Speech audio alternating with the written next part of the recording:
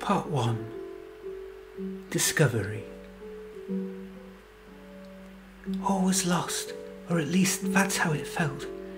I had tried so hard to stave off disaster so many times, and yet I still had nothing. My past a misery, my present filled with drudgery, and my future looking like more of the same. Even with infinite sunlight and all the hope I carried in my heart, I always seemed to end up back here in the darkness, perpetually confused over my mission in life, trying to live a life that didn't fit. I was so tired of fighting, so weary of the darkness, of the emptiness in my head. Every ounce of my body ached with the knowledge that things had been different before, and that I had to end this feeling at any cost. I knew even then in my desperation that it was an extreme reaction, but those who said later that it was because I wasn't thinking were wrong. On the contrary, I don't think I had ever thought this much before. There were too many things going round in my mind that wouldn't be still. The people in charge who seemed to hate me, from those who instructed me to those who had some tiny amount of authority, to those who had total power, or those who kept trying to make things right by me. Well, they wouldn't have to worry about me anymore. Not after today.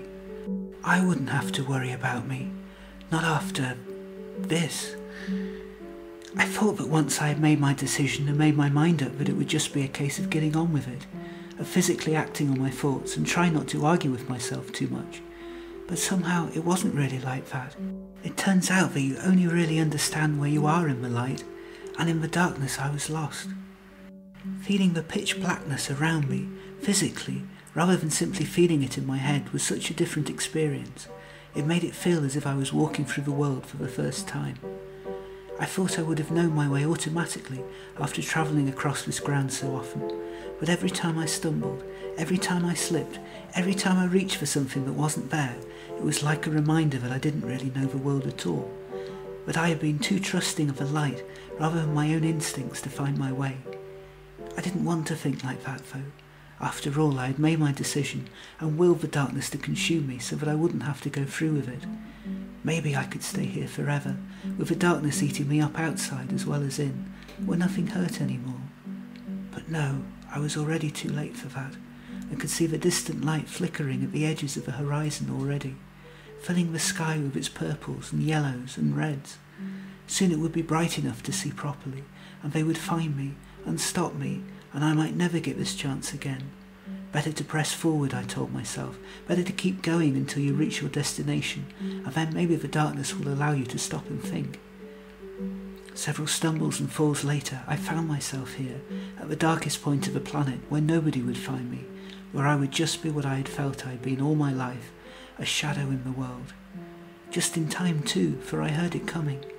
A long distance off yet, but I knew from the daytime how short the distance always seemed at this point.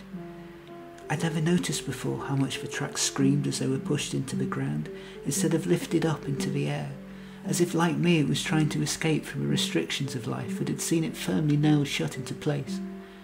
It seemed odd that I had never ever noticed that before, in all the years I had spent trapped here, but I was still noticing new things, right up until the end. Was it the end? Was I really about to go through with it? Oddly, it didn't feel like the end, though it should have done, as by now I was running on automatic, trying to follow the plan I had so determinedly planned in my head for months if things ever got to this point. Was I at this point already? Did I still have a choice? Well, I wasn't going back there again, that was for sure. If my spirit was broken beyond repair, why not my body to join in? And maybe this longing for something else to end the hurting would stop at last. Despite my self-preserving automation, part of my brain was still trying to fight through my thoughts. What would happen when it hit me, when I was found laid out on the tracks? Would the few stragglers on the last of these machines from town even notice as they bumped over my body? Would they wonder about the poor soul they had just crashed into? Or would I just be a delay for them to tut over as they sipped their teas? Scrabbling onto the tracks, I strained to hear it again, nearer now, but still at a distance. Of course it was late. It always was. Maybe this wasn't meant to be. Maybe they would yet find me, help me, take me seriously this time. Maybe I was saved by divine providence. Maybe the sun would return, and then everyone would know where I was, and take me seriously this time. Maybe I was meant to live. And then before I knew it, there it was upon me, colossal and angry and raw, spewing smoke and sawdust and wild fury, all sparking up from the track being pressed down into the soil against its will. An equal but not opposite reaction. Despite my hardened resolve, I panic as I hear it coming towards me. Sparks flying like weapons in the pitch-black night sky, the squeal of brakes that make the whole world vibrate, a huge shadow overbearing in the near darkness, contrasted against the tiny speck I cast. Though I have been hiding, scared for the past however long it was, I was still not ready for it when it came. And I really wasn't ready for how much of an eternity those last few seconds would last. As I rethought all the plans that had seemed so solid such a short time ago, I began to lose my nerve, to wonder if I had made the right decision after all. And then, in an instant, it ran over me.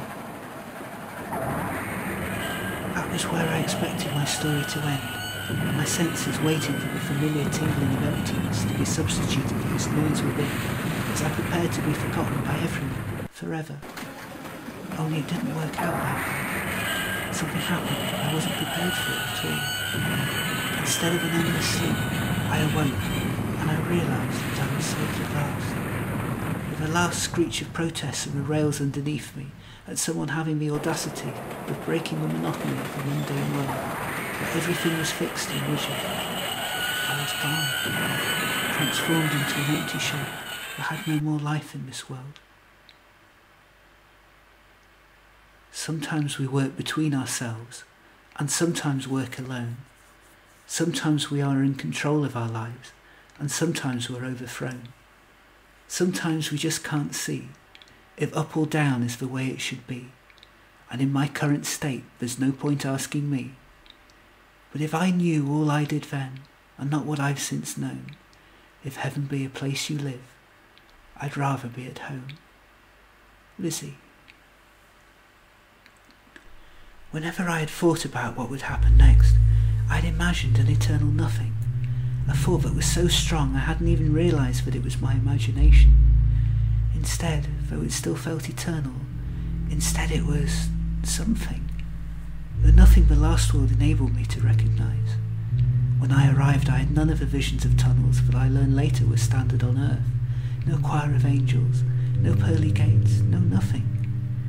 Instead it was as if I died the way I had lived, barely noticed except for the brightest light that surrounded me and dazzled my vision.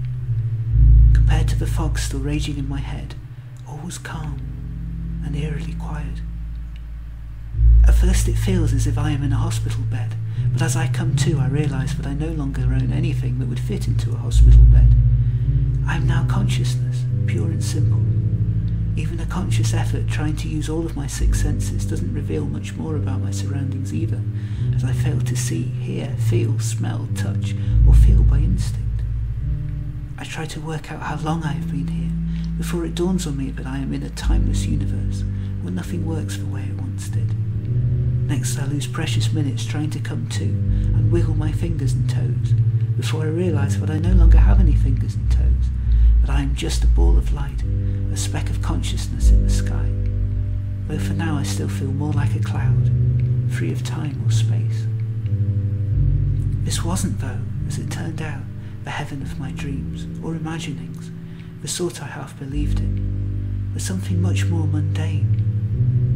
It was, if it looked like anything, a run-down hospital waiting room badly in need of some repairs. Not that anything was definite at all. Structures just out of my eye line kept changing as different balls of light floated past them, as rooms automatically rearranged their structures to best suit whatever that person expected to see. My view was slightly hazy at this point, and everything seemed to be out of focus and transparent, rather like a bad Hollywood effect in a low-budget ghost film. I was clearly on my own where I was, but every so often on the very periphery of my view I could see the odd ball of light giving a concerned look, or the closest to that which a ball of light can manage, over in my direction. Unable to work out how to get over to them, I had to wait what felt like an eternity, or the closest thing a timeless universe had, before somebody came to me. I didn't hear them talk the way that I would have done back home. Instead, gradually, I just realised so there were other voices besides my own panicked inner commentary, the way that you instinctively know you are not alone, even though you thought you were, about these flash thoughts intrusions were at odds with their quiet and stillness around me. Once I realised what was happening, I thought that at last maybe somebody was here to help me, to comfort me, to take me to the promised land. But the more I listened, and the more these thoughts turned slowly, painfully into words, the more I realised that it was I who had broken the promise. What are you doing here? You don't belong here. We have no recollection of you here. Well, I figure, good luck sending me back after what happened to me down there. I shouldn't think there's much of a body left to stick me back into. A good riddance. I never was particularly fond of it. We've covered irregularities before. The plan won't be affected by something like that. But she isn't my position. She's important. Important? I don't remember anybody ever telling me that before. Like, ever. I had always felt useless, unloved, unwanted, at best tolerated, at worst shunned. To my shock, I then found that these voices were answering these thoughts that I was having, but wasn't speaking out loud. But don't you see that you sit in three-dimensional wormhole? That was just when you started, not what you would have become. You are set totally into the greatest importance to the future of your kind. It wasn't meant to be easy. What you go through, that's what makes you you.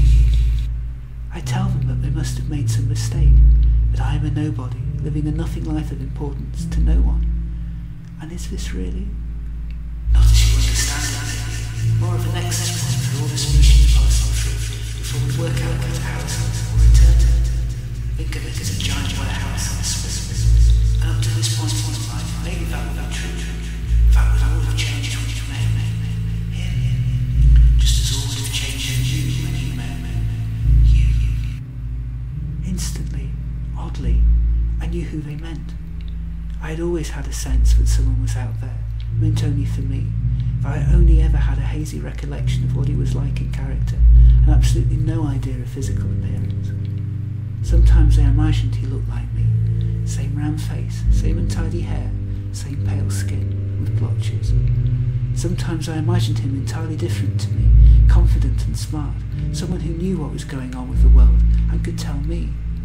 Other times he was as hopeless and as lost as I was.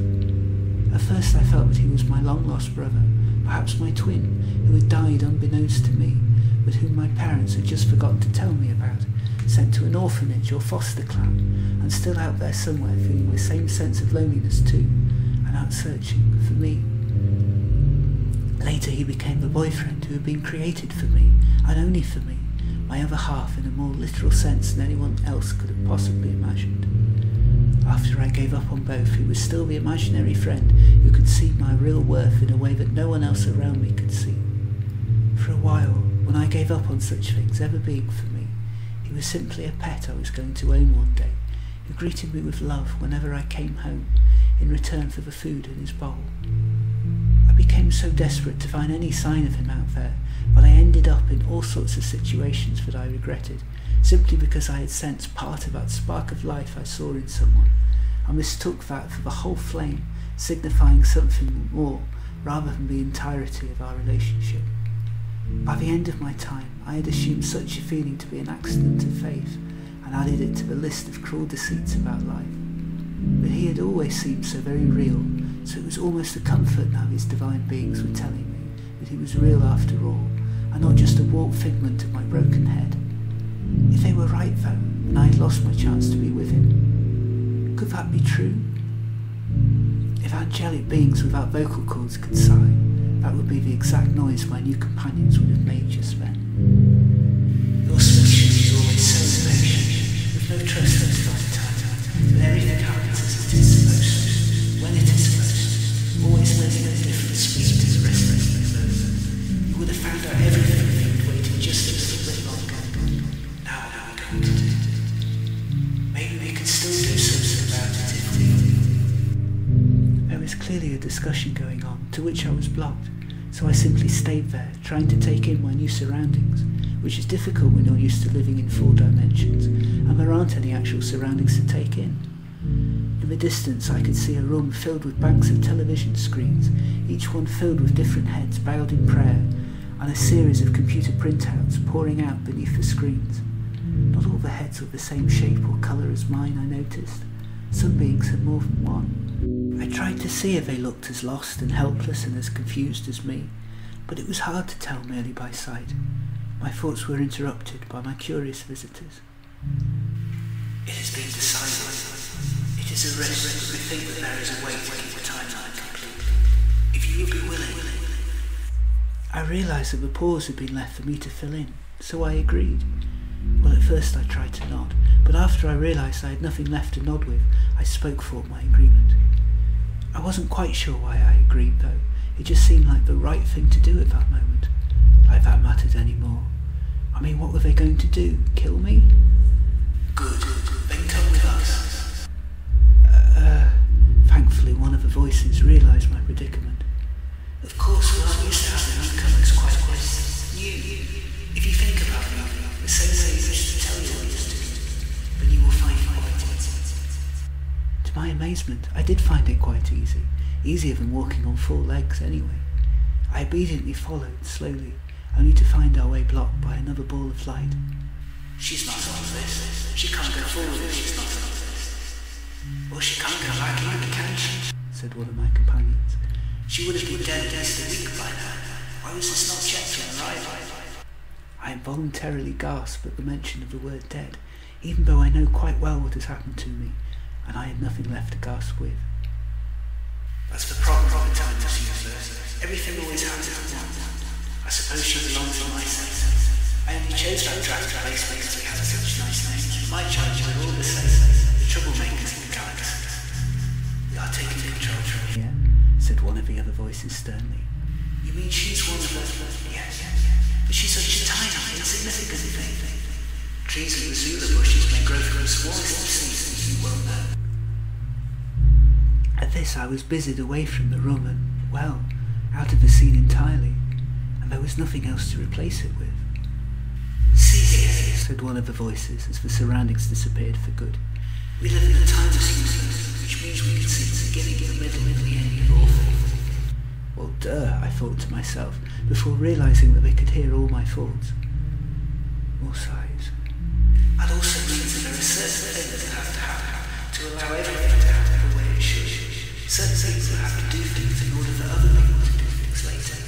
A sort of predestination, I had without thinking. Yes, that's right, said the voice, with a notable tone of surprise. Because if one person doesn't do what they are meant to do, then everything we see changes, and who knows what the problems will do. The universe, or your universe, in 3D, is such a fragile that it would be easy for it to destroy itself. And then well, here, I thought, without meaning to. Apparently my sarcasm had survived longer than my body had. Yes, but our lives, including all the beings who wouldn't be born at all, it would be chaos. There are certain things that have to be in a certain place at a certain time. You, the voice said, and I knew even without fingers that she was pointing at me. On one of the fixed times. Then why was my life so, I wanted to say miserable or unfulfilling, but those words sounded insignificant somehow in this context. In order to show greatness, sometimes people have to have a bit of real judgment in order to create it. With respect, in my life that wasn't a nudge, it was a wallop. If it was a lesson I needed to learn, then I learnt it long ago, thanks. And I already had empathy. Well, the universe isn't perfect. Sometimes it goes too far. Sometimes the timing is out. Everything is always in such delicate balance. One person goes too far and takes it out of the next person, takes it out of that much harder. From free will, it's no wonder things get out of hand as often as they do. Now we have to consider our options carefully. Maybe reincarnation. Maybe the next level is not our problem. For equally those who have to have done something to progress. What did you learn? Only what I was meant to learn at school, and that wasn't much. Nothing. About work. To the best of our knowledge, no education system anywhere in the galaxy has ever taught or it matters. Why we live, what to do, who to know, how to die. The best way is to make it the most things we are for short time later. Perhaps. the other voices murmur in ascension. It's the only way. You might ask how we use teleportals. You might wonder what other equipment we might find. But the only bit that really matters is that travel helps broaden the mind. You ask how our thoughts can travel, and whatever else it can do. All I can tell you is that I am the medium of all knowledge, and I'm average in all other ways too. Lizzie. We need your help. Well, that's new. No one had ever needed my help before. This was already quite a plus compared to the last world. You can still achieve what you were meant to achieve, but through someone else rather than live someone. Who was it that was listening to your soulmate and changing all of it? It's on this sometimes. I half think a joke about how divine beings shouldn't need lists, since the suddenly frosty atmosphere. I wish I hadn't. Sigh, in trouble again, and in a whole new universe too. Well done, Lizzie. Instead, I'm led to a sort of machine with a monitor and invited to take a look at the figure sleeping there. I feel it ought to be some big moment, that I'm invited to repent my sins for ever daring to take my own life and hurl myself into the teleportal to be next to him. But instead I feel nothing. There is no context to my feelings, no sense of shared values, no wordplay to attract my ear, no real sight to attract my eye. I feel as if I am spying slightly and get a slight chill. Have these beings been spying on me the same way, nudging me to do things in my own life? Was this really the predestiny that had been arranged for me? And if this was the person that was meant for me, and always meant for me, then why did I have to go through all those horrific experiences in the past? Why didn't a bolt come out of the blue and say, don't bother with that one, he's not for you, and he's only going to abandon you for the model without a brain? Or that one's a dope not worth talking to. You're going to lose the best years of your life trying to get him to say any word that has more than 2 syllables in it. In a sudden moment of realisation, though, I get it. These past experiences have been an escape from the rest of my monotonous life. A few snatched minutes here and there to keep me going where I felt that my life wasn't some futile existence to be experienced through my eyes alone. For a short time it felt as though I really mattered to someone, and that life had purpose because of that. So of course I looked for it again, and chased for it, or longer lasting versions of it, come what may. These were clues though, hints as to what was meant for me, and I wasn't destined to throw my life away on the types I merely fancied, or who, to be frank, were just there. I deserved to be with someone who could change the world with me, and me with them. Was this really that person though? I had had daydreams of dashing knights, of being courted, of a hero. This figure looked so small and weak. If he got on an animal in full armour, it would cause an irreparable accident to the both of them. The voices interrupted. Not that we're meant to do this or anything. If a disembodied voice could look furtive, then that's what I imagine this one doing. But you know, for the sake of the timeline, sometimes we have to. And this something we're not meant to do always seems to work best when we start the first meeting with nemesis. Talk to him, tell stories. You might dismiss it as a fantasy, but soon you'll come to hear it in waking hours as well. I'm dumbfounded. I mean, what do I say? Hi, I'm your soulmate, only I went and killed myself too early, and now we won't be able to save the world together. Sorry about that, my bad. How about a pity date? I stared into the abyss, and vaguely made out a form staring back at me from the pitch blackness that was in such contrast to my surroundings. A blackness so deep that I couldn't properly make out anything. What do I possibly say in such circumstances? You're no. Just talk as if it was unconscious, and only half listening. You are a designated storyteller in your creation. I see it as a total story, as best I can. I am too shocked to say that technically this wasn't true, that I wasn't in that clan at all, but I had been instead a minor educator, basically a glorified librarian, and not much of a one at that. The strange thing was, the voice looked at me when it said that, as much as a voice can look at me, with pride and not a little awe. I indeed felt like a storyteller. I prided myself on it, but usually that was deemed a bad thing where I came from, something to hide in a world that prized realism and technique above all else. This is where you start, when you are ready, said the voice, and showed me how to use what we called the teleportal. It was a strange, old-fashioned looking device that stood out in this maze of gadgets and seemed quite simple, with a monitor for looking at, and an old horn for speaking in, and no ender buttons to press. It didn't look like the technology from home, having a different shape and build, and being made out of materials I had never seen before. Obediently, I hopped down onto some sort of perch that was clearly designed for a differently shaped body to mine, and picked up the horn, copying the vision that had been placed in my head. "Good luck," said the voice as it stumbled out of the room, swearing in a most unheavenly manner as it stubbed its non-existent toe going out of the door. And so I start talking and speaking my life story to an inanimate lump in a bed, hesitantly at first, and then with more of a what the hell, I'm probably hallucinating all this anyway type feeling. Everyone around me is pulled away, so nobody is listening. It is in many ways like talking to myself. No, not quite. Talking between myself. It's a comfort, in many ways, a first chance to digest everything that had happened to me and accept that it was finally all over. Except it wasn't. In pouring out my story to another, I saw all the half-formed threads of my life that remained untangled and which instead have followed me here. Who was I deep down? What was I meant to be? Why did nothing ever seem to work out for me? Explaining incidents that I surprised myself by remembering when I thought I had forgotten them, and remembering incidents that I could not explain, but due to an accident of overpowering grief I had become, or so I was informed, the first person for several generations to have wandered off completely from one of the several thousands of paths that were designed to keep us safe every day.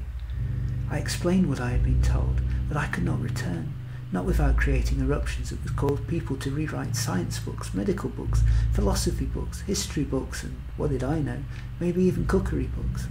Not to mention the little detail of creating a disturbance so wide it would send us back to the Dark Ages. I didn't know where any of this last part was coming from, but I channeled it all the same, adding it to my own story, as I saw fit. The figure stirred. Maybe he was listening to me. To be honest, I'd stopped even listening to myself, as I told him about my hopes, my fears, the phobias I had carried around with me like a weight all these years, the people I had wronged, the people who had wronged me, the tapestry of a life unfinished, the threads all frayed at the edges as it fell out of me, until I found I had nothing left to say. And after I had finished, I waited in the silence for what seemed like an age, even in a timeless universe, just me and this stranger, wondering what would happen next. The answer was most disappointing. He simply yawned and rolled over, putting something over his head. Suddenly I felt deeply depressed again, feeling that I had messed up once more. And I was left hanging there, despairing of my situation and how I ended up in this mess, swapping one role I had never felt suited to for another. "I can't do this," I explained patiently to the first voice who comes back to see how I'm doing. "Nothing's working, and I feel silly talking to myself like this." I sensed him smiling, unspeakingly beside me, as he urged me to come back with him to be with the others. "I'm sorry, I can't do this," I explain again patiently when we are back together again, in the same part of the landscape that I was in before, yet seem to be in an entirely different place now. "I think you've got the wrong person for the job. I did try to warn you that I wouldn't be any good. I don't think he even noticed that I was there. I fear that I am wasting your time." Complete silence. "No, I really can't do this. Maybe even here with all your..." I look around me at the banks of spiritual computer screens and still struggle to come up with another word, so I simply plough on. "Technology. You can't make something happen that isn't meant to be." I sense him speak, unsmilingly. "Time is not of the same importance for you I used to, and this was only your first attempt. Perhaps we were a little ambitious to expect a response so soon, but you seem to have had more impact than you know, and it is all meant to be, or at least it was. That's enough for one night anyway." And I was led away to what looked in my imagination like a school canteen, but without the food.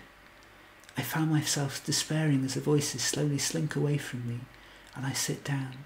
I finally give in to despair. I am officially homeless, bodiless, unwanted, unloved, and unnecessary. I wallowed in my misery like an old friend, and welcomed him in as the only familiar person in this lost, strange world. I vowed that I would give up, refuse to do what they asked of me, request they put me out of my misery, and stick me in a box and forget about me. But still something within me felt compelled to carry on, just in case my calling was out here in death, the way it hadn't been in life. After all, I had nothing to lose. At least if I failed, it would be a feeling I knew well, rather than this one of disconnection. I felt compelled to speak as I had before, all over again to the sleeping figure. If I was going to fail, then I was going to fail in a blaze of glory, and at least someone out there would know who I was, before everyone found out the awful truth, and removed me from this position that I had never wanted. After being left alone to my thoughts, the balls of light came back and begged me to try again. So wearily I picked myself up and walked into the teleportal room to see if the second time went any better than the first.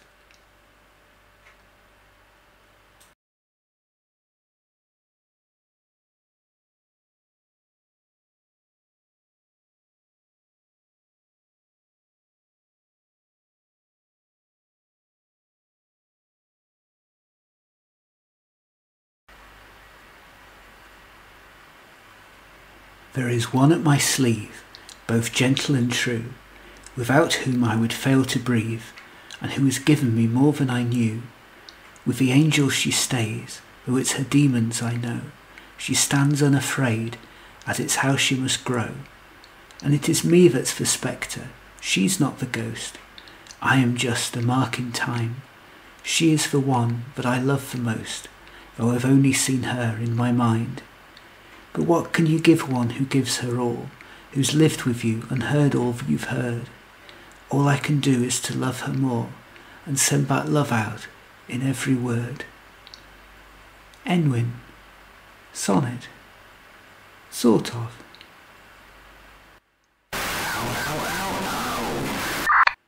That was my first waking thought. That was my second. There was an oof added for variation on the third, before going back to multiple owls again for the fourth. As my stiff limbs slowly coalesced back together from where some crazed gang of hippopotamuses had been dislocated them during the night, other thoughts began to filter through. That was the strangest dream you've ever had, Enwin, I thought to myself, as I awoke from what seemed like the deepest sleep ever. And 2 nights in a row. What on earth could it mean? I'm used to being a slightly different version of myself at night in my sleep, one that can do all the things I used to do without thinking, and occasionally things I had never actually done. But even for my generally wonky night universes, that dream was peculiar. It seemed to consist of several hours of someone talking about a life that sounded a bit like my own, but not enough to know that it was coming from me. And the visions in my head that went along with it, they were so alien and strange. Reminding myself to check my dose of medicine in the morning, I go back to the full-time business of waking up. Interesting, I considered again as I paused in the gulf between waking and moving, that I should suddenly feel as if I knew so much about a life entirely different to my own. Had my imagination really created all that? There was a name too, but no, it had disappeared, along with everything else that was vaguely murmuring in the recesses in the back of my mind. I gave up trying to think about it, stretched painfully, and moved to sit up. This was going to be one of those really stiff days, I could feel it. Oh well, at least there wasn't much on today that I had to do. Again, life was getting so monotonous and monochrome, perhaps that's why my dreams were suddenly arriving in colour. I groaned involuntarily, stuck in that daily ritual of simultaneously needing to move in a hurry to get out of this position, and not being able to move at all. I heard an audible gasp that rang suddenly very loudly in my ears, as if someone had picked up a megaphone, but had no idea how to actually use one. You don't have a tail," said the voice. "No," I said, as if humouring a small child, while well aware I was talking to myself, and wondering if it was an early sign of madness. "You're right, I don't have a tail. Maybe it's fallen off in my sleep." "Oh, horns!"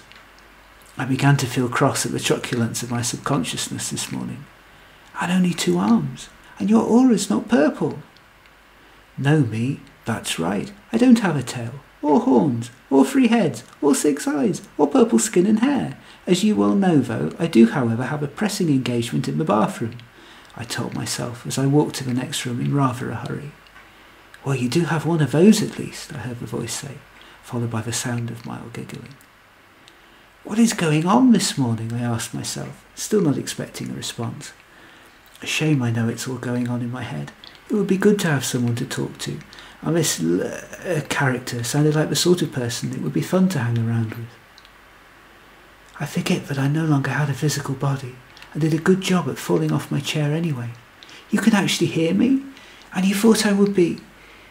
I watched as the figure really did fall off his chair and collapse into the physical mess I had imagined in myself. You are actually there? We goggled for a while in our mutual amazement before she spoke again.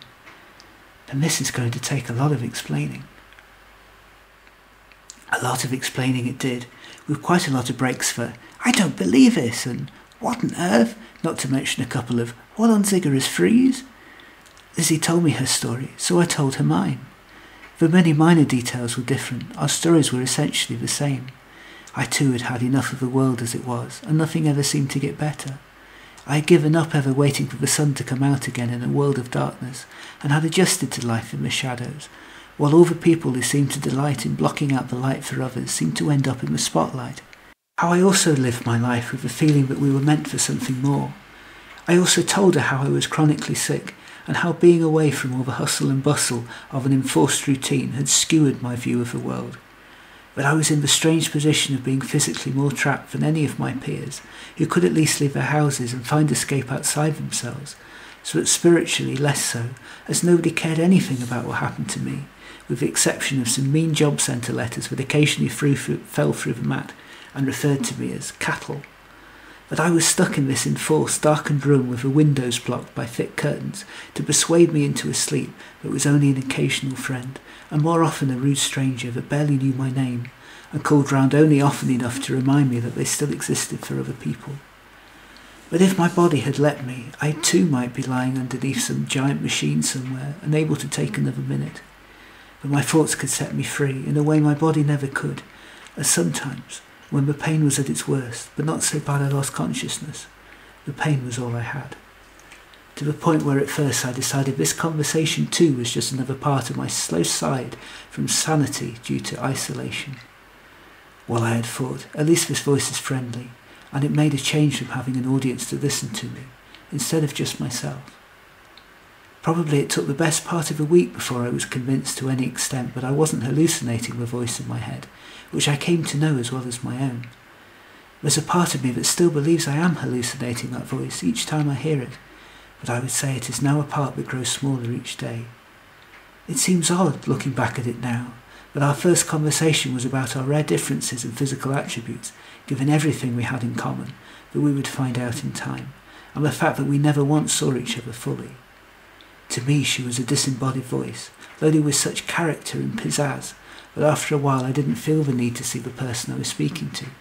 She was there in my head, fully formed. I imagined her, of course, trying out different versions of what she would look like if I had bumped into her on my planet, and desperately trying to invent how she might have looked on hers, only to be greeted by laughter and tears of hysterics at how much I had got wrong. To her I was a hazy blur she was watching through heavily distorted lenses before she found out how to cope with the teleportal and change the view to that of being inside my own head.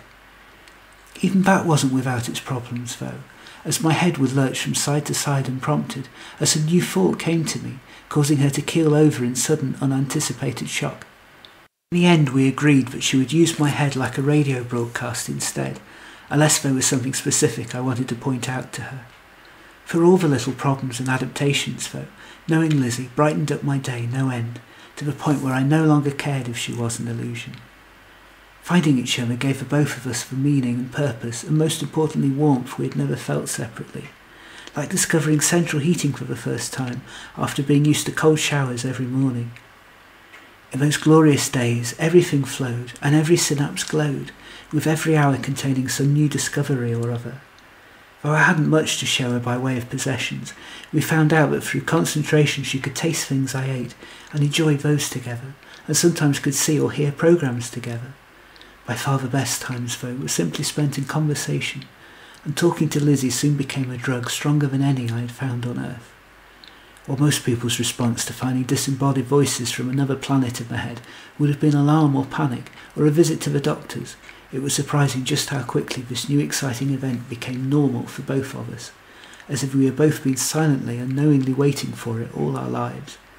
After all, the rest of our lives hadn't looked like those of the people around us, so why not this too? We discovered quickly that we were kindred spirits, whatever our planets of origin. When Lizzie spoke of a story from her past, it would remind me of a story from mine, and vice versa, so that we swapped stories the way athletes would hit tennis balls. Though I learnt that her planet, Ziggurat 3, looked very different to ours, with its 3 suns and purplish hue, and that her race, the Clandusprods, would be most likely to be mistaken for pale milky tea-coloured giraffes with a purple glow in our world. Our social constructs were as close as needs be identical. Was it the same the galaxy over, we wondered aloud. We recognised lots in each other, that the world we lived in was an odd mixture of truths and illusions that didn't make any sense when you stopped to think about them really hard. But most seemed to be living their lives the wrong way round, caught up in a sea of smaller details and worries rather than seeing the bigger picture. But the world was not designed for people like us, clumsy, anxious and confused, even though the world itself made no sense the way it was. We laughed about people we had known, mulled over things we had done, cried over things we hadn't, praised each other for things achieved, and commiserated over all the things that had gone wrong. In the space of a few days, it felt as if we had known each other forever, perhaps because we had effectively been living the same life, albeit in 2 very different places. You don't need to know every conversation we ever had, dear reader, as long as you know there were enough of them. This first one, though, that was special. "So you're," I asked eventually, unable to delay the question that had been nagging me for some time now. "Yep, an alien. Well, to you anyway. You're the alien to me, of course." "How many aliens are there?" "I don't know for certain, as I wasn't in the scientific or astronomic clans, and nobody here will tell me. I suspect there are a few, though, given the figures I saw on the teleportal when I first, died. Oh, and one at least we've made contact with, sort of. Does beaming lights into space count? Although we always wondered if we were just talking to ourselves and flashing lights to ourselves in the dark." "I don't know. I suspect so." "And you're—" "Yep, expired, extinct, dead as a Daedalo." Not knowing what a Daedalo was, I continued. "You sound in rather lively health to me. All things considered." "Yes, well, I think I'm dead. I mean, I don't see anything when I look down, and that galumphary on wheels definitely ran me over. It was so big it would barely have noticed me, and I suspect the Clandusprods on board would barely have noticed a bump at most." "Did you feel it?" "Not really, just the impression of it as it was about to hit me." "And what impression was that?" "Meow, splat." Silence, then laughter. If you've never heard a Clandusprod laugh, it feels like the sun coming out, or riding a tractor around the sky and trying not to bump into things, backwards. Worried that she might die all over again if she laughed much more, I asked her how she came to be talking to me. "Oh, well, that's the strange thing. I'm in some sort of limbo that's a mixture of your ideal version of heaven with the most sophisticated scientific technology I've ever seen and the most run-down rickety building there ever was. When I ended up here, these voices stuck me in front of a teleportal and told me to talk to you. So I did. And that's why you've been dreaming of me the last 2 nights. Who are you anyway, that they want me to talk to you so badly?" "Me? I'm nobody. And you?" "Hey, I'm nobody too." "You mean you're not an angel?" "Hardly," I laugh. "More of an angle." "An angle? You mean you're an ancient Brit?" I have no idea what any of those words stand for. No, I mean I seem to have been born at an angle to the rest of the universe, unable to fit in, which is why I took my own life early, before I could be useful, and I ended up here. At least on your world it sounds as if some people knew who you were. I haven't been out the house in 3 days. How long is a day? Is it like a year? In Clandusprod? I don't know, but I'm guessing it's a very long time, but shorter than a year, I suppose. Well, you say that, but it doesn't fit with the impression you gave me with your mind just then. For us, years are short. That's what comes of having 3 suns to move around. I think you mean a day. It takes forever for our tiny move to revolve around us. How do you cope with that thing shining a light through your windows every night? It's like having a sun in the night time, as well as the day.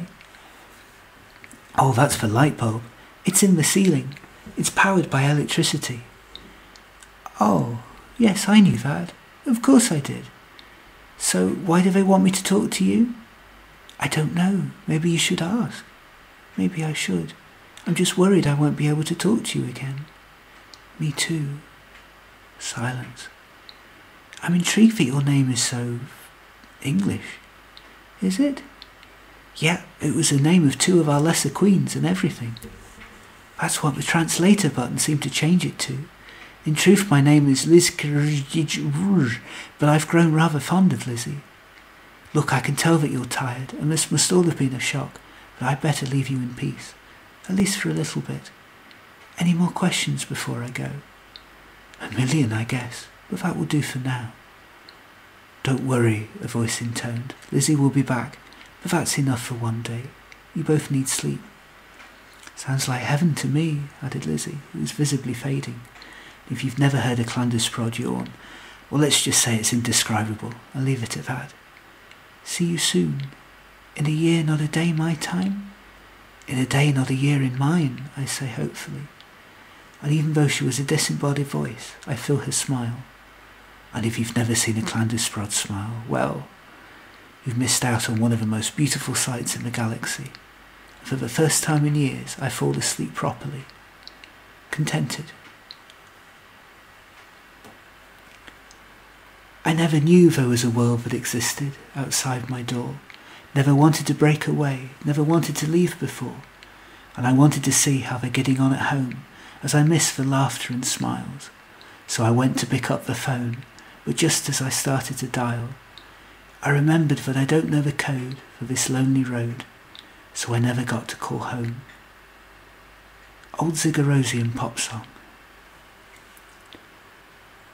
Well, I thought to myself, that had gone better than expected. I wish, though, that I hadn't started off doing what I did with everybody who was new to me, though. I had assumed they were normal. It took me an embarrassingly long time to realise that actually nobody was normal. Take Enwyn. He was clearly a mild eccentric, born to a family of mild eccentrics, in what turned out to be a country full of mild eccentrics, on a planet full of mild eccentrics. So, I say as the voices take me back to the waiting room, my courage returning after the past conversation. First question, how can Enwyn understand what I say? The voice didn't seem to see the relevance of my question for a while, before it paused and exclaimed, Oh yes, accents, dialect, different tribes, I see what you're getting at. Oh, we have the best making on technology. From the time stream it's quite futuristic compared to yours. It can translate everything into it, you say, so that there are no misunderstandings. Mecca who, I ask? Well, whatever it is, it's certainly useful. I could have done with one of those in my lifetime. Next question. Why am I talking to Enwyn exactly? Is this an intergalactic data service for dead people? It's going to be important. For you, or for me, or for him? For all of us. And why me? Surely there are people from his planet who can encourage him more. Not that I don't want to talk to him, I add hastily, half afraid that the one good thing that's happened to me in however long might get taken away again. Because you're going to be important too. Oh, I add, not sure of what else to say. That's nice.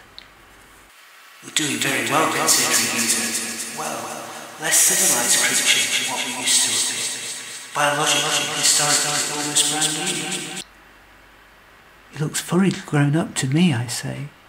Oh, that's not quite what I said the voice before changing the subject. Sometimes when new converts find it hard to settle until they've been in contact with their own world. Not that you can speak directly, that would never do. But being there might put your mind at rest in certain things. You mean I can see home? I surprise myself with how thrilled I am at this prospect, given how desperate I had been to leave it just a short time before. Not just see it, said the voice. In many ways you will physically be there, just not in a way that anyone can interact with. You mean like a ghost? Yes, that's what ghosts are. Beings who have passed on but still have work to do back home. This room is dispersal. Wait a minute, it's next to mine. I don't remember ever seeing that before. Oh well, the rooms do tend to change a lot, depending on what people need. They can get closer or further away to see the travel. Space and time are really constructs when we live over. They just seem like that to make everything a bit easier. Easier for what? Learning. Why else did you think it existed? I don't quite know what to say about that, so instead I returned to the idea of moving rooms. That's useful. I so could have done with that back home, I say, remembering my oh-so-long commute to work in the next-door cave, as I'm shown round. I perch back on this second similar stool, which this time overlooks a trapdoor on which a monitor rests to the side. The ball of light reaches in as if pressing buttons. Even though they themselves pass through the device, they seem to know how to manipulate it. Shows me the number code I need to dial for my specific clan. You'll pick this up easy enough for being a librarian. And soon something flickers up on the screen. It's me. Back home again. I marvel as I stare at myself on the monitor, while simultaneously being there, watching myself move. My cave, I cry. My clan. But why is everybody so much older? Strangely, everything else is much the same, with the cave still the same, the outside identical, and everyone behaving in the same way I remembered, in their ordered, stately fashion, perhaps all the more so without the confusion my life had always seemed to bring them. It was as if the passing of time hadn't changed anything back home, and all the Clandusprods that had been on their life trajectory when I knew them had merely carried on, unchanged. Time passes differently up here than it does down there, so it has been perhaps 5 years orbit since you passed. Is it the same on all planets? Is Enwin going to age without me? I ask, worried. Don't. For a start, it's okay if it ages quickly, and Clandusprods live much longer than humans. Plus there is a way of syncing up 2 dimensions when you've been head-wedded to a being from another planet. Head-wedded? That's what we call it when one being up here is meant to have an impact on somebody down there, and we can place you inside their head with the help of one of the machines you've been using. There are only 7 pairs of you so far. You are very rare. Excitedly, I went back to being a ghost, starting off by walking up to those I loved and trying to hug them. For a moment I felt them feel me.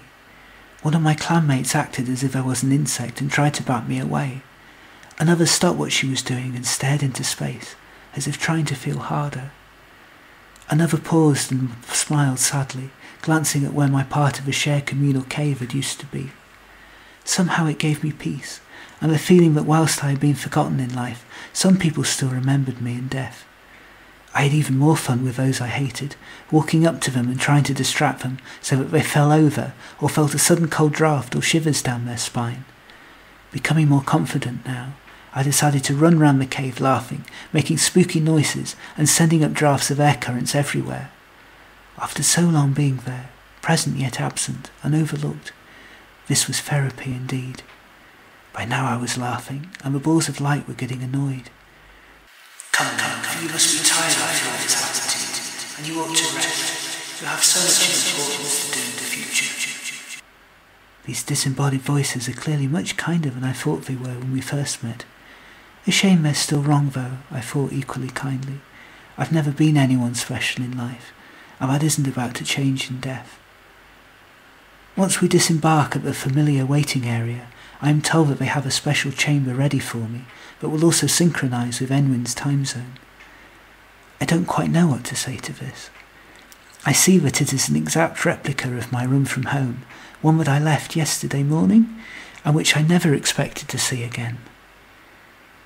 For the first time, the full emotion of what I've been through hits me, along with memories of everything I've lost, that I will never see again, and I collapse on my bed, my head full of thoughts of my death, and my new life with a new companion, and my eyes full of the intense light they have up here, which is just steaming into the room, lighting up everything, including me.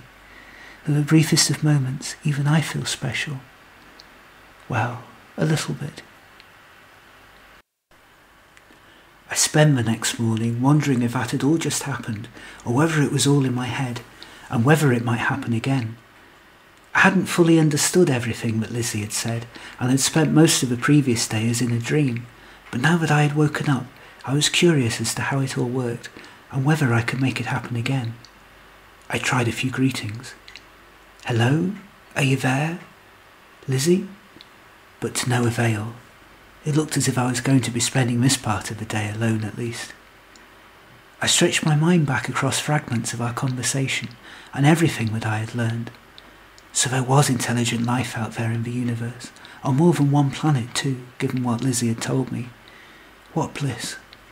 I felt the weight of survival for the human race fall from our collective shoulders right there, and longed to tell the world that that would clearly be a crazy thing to do.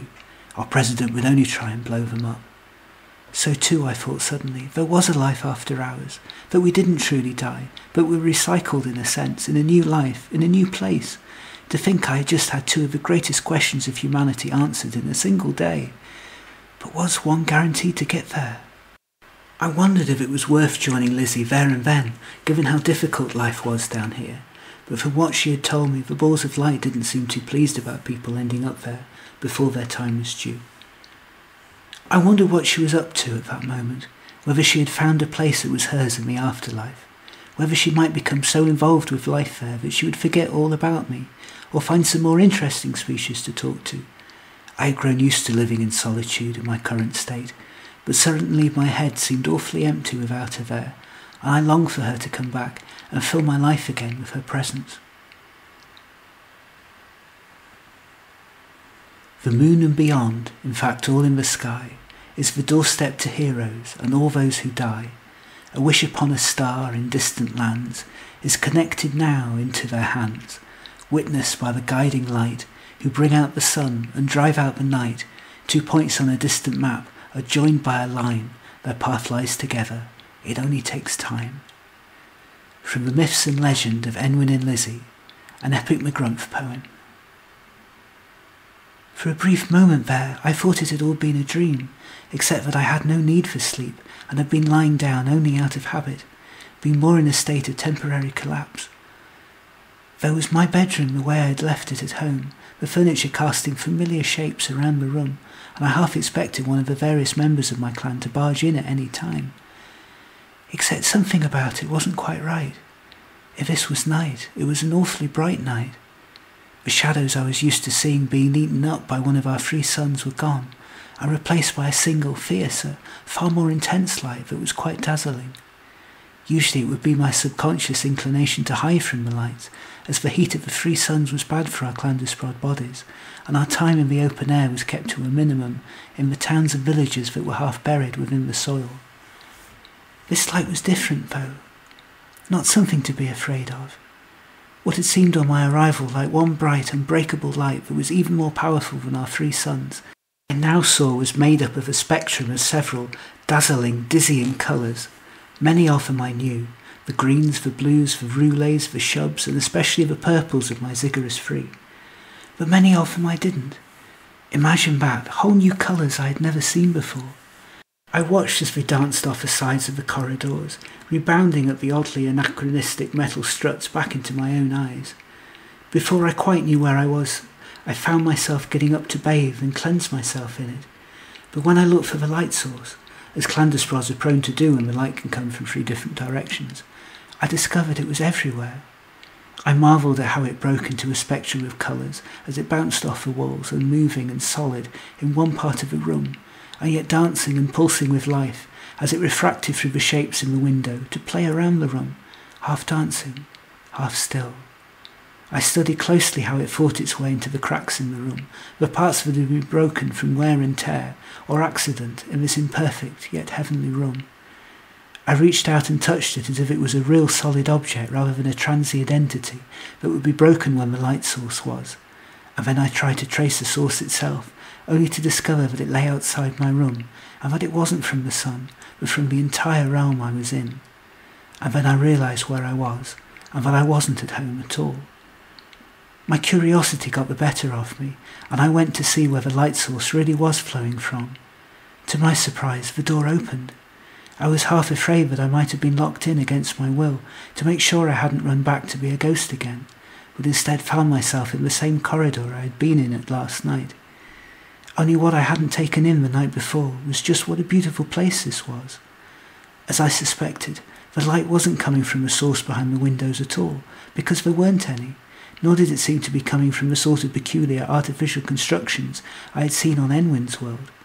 Instead it was everywhere, glowing from the floor, the walls, the ceiling, the entirety of every atom that was in this world. I studied how it changed as I walked through it, a mere light source myself, without really changing at all, as if I had suddenly become translucent. One of the light sources I recognised? How without a face? Was I feeling its real essence, or did I just sense that it was different? Came over to greet me, and I was surprised after the events of yesterday that they seemed to be pleased with me and treated me like a long-lost friend. You made it through to here yourself. Not that it happens often, but whenever we do get waifs and strays up here, they tend to shut themselves inside and never come back again until we coax them out. We've just had the report in from last night as well. Usually when making contacts with people from different species, it takes an interminable amount of time before they are believed. But your contact seems to have accepted your presence straight away and has been looking for you inside your head already. You only need to go back along though when you are ready, of course, but this is a very promising sign. Interesting. There was a long pause here while the voice collected its thoughts. But both of you should behave in the entirely opposite manner to everything our data had suggested. We may have had a better fit than I had thought. Just then a gaggle of voices swarmed as a group, and the one I had been talking to made an imperceptible movement that I somehow took to be an apology, and he rushed off to join them. I stayed where I was, half listening, as I stared afresh at the light that filled this place and basked in its glow. From what I could make out from the odd word caught here and there, it seemed as if one of the planets under the control of this afterlife had discovered another one. This was, so I gathered, deeply rare, and the voices didn't quite know how to react to it. I figured that I would take myself off to the teleporter room and check on my home again. But to my shame, I had forgotten the code and couldn't get hold of my world. Indeed, I didn't seem to be in the same room I had been in before at all. I suddenly felt a very, very long way from home. Feeling rebellious, I stuck in a few buttons at random and got the oddest glimpses on the screen of new worlds I had never seen before. Purple oceans, nitrogen lakes, mountains made out of smoke, creatures with different numbers of limbs, lakes made out of cereals, so many stories to tell. I sat and gazed at the screen for a while in wonder. I wondered if there was a way of marketing these machines back on Ziggurat's Free, so everyone could see this. And in that instant, as if cued to my thoughts, the machine turned itself off and stopped working. Well then, I thought, that was probably a wrong thing to think, and clearly enough of that for today. Missing Enwyn's company, I decided to find the room I was in before on my own, and see if the teleportal worked without me needing to do anything. It looked as if I was to be here for a while at least, and needed to find my bearings in my strange new home. I marvelled again at the amount of technology that seemed to be here, and which hadn't fitted my views of an afterlife at all. There were gadgets galore everywhere, some of which I vaguely recognised as the handiwork of my own kind, but sometimes altered for taller and more agile beings. Others were in metals I didn't understand or recognise, but occasionally the pattern of them was laid out in sequences that I recognised as being designed for my own four paws. The teleportal room itself had changed since the last time I had been in it. Where before I had been perched, quite uncomfortably given that I no longer had a body, effectively hovering over the teleportal, there was now a chair, a quartet of slippers, and a mug of my favourite cocoa. Just as with my room, someone or something here had clearly been privy to my thoughts. Well, as long as they only chose to look at the good ones, and not the bad ones. I reached in to see if I could connect to Enwyn, and found a pair of eyes more or less looking back at me. "You're back at last," he said. "Or at least, I sense you're back. I could of course be entirely wrong, and I'm just talking to myself, like an idiot." "No, I'm here. How long was I gone?"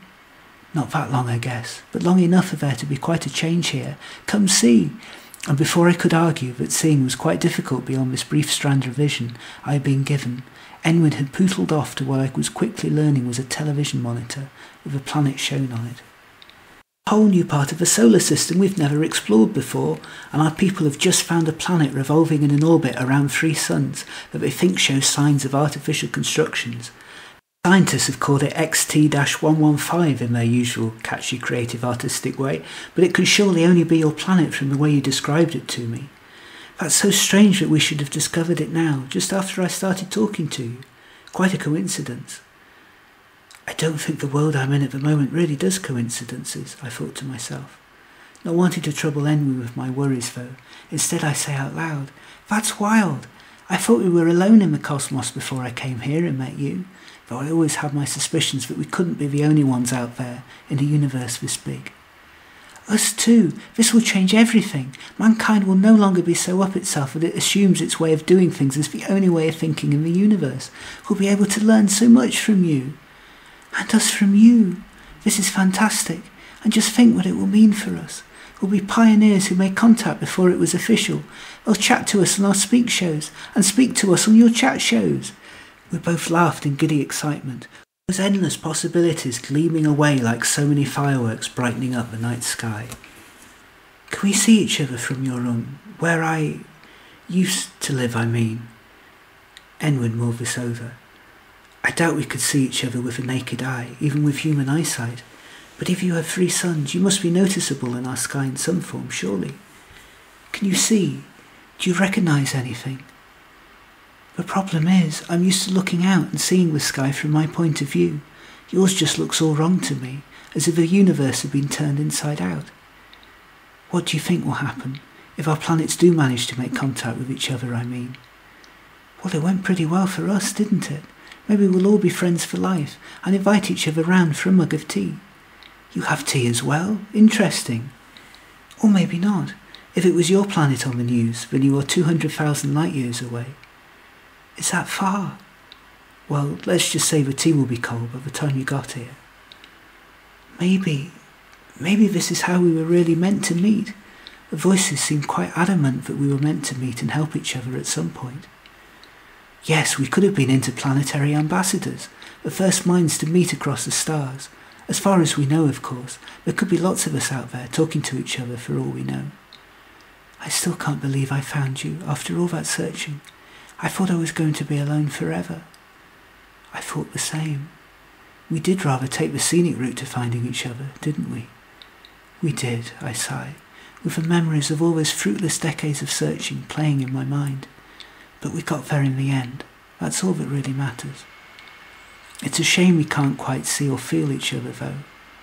"Yes," I agree, although if this is the price I pay for messing up in life and having to find you the hard way, I think I can pay it, rather than be with anybody else." And I pause, waiting for what the answer might be. Can I really do my lover? And how quickly I consider that word natural, even though we have barely met, to a life with someone no one else can see, and who can never truly be my lover in the physical sense. "Me too," I add, and I feel the strangest sensation, which I quickly realise is a grateful hug, or at least the closest to one you can get from a disembodied voice. And so I hug Lizzie back with my mind, willing her to feel just how much love I had for her. "I could really feel you then." "You too." And I find myself nodding off in what I think was an approximation of where her arms were. It was hard letting Enwin go, but I knew from what he told me that he had to rest. Although I had no body to wear out, I did feel that my mind needed a rest too. Enwin was lucky in a way. He wasn't awake to worry about what was going on, but I was, and it bothered me. Even as my eyes readjusted to the permanent light, I felt my heart stumble into darkness. Surely the discovery of each other's planet so soon after we had discovered each other was just too unlikely. What did it all mean? Were we pioneers who had lifted the veil between our 2 planets? Explorers who hadn't actually physically moved at all? Were there now going to be hundreds of thousands of little Lizzies and Enwins out there getting to know each other?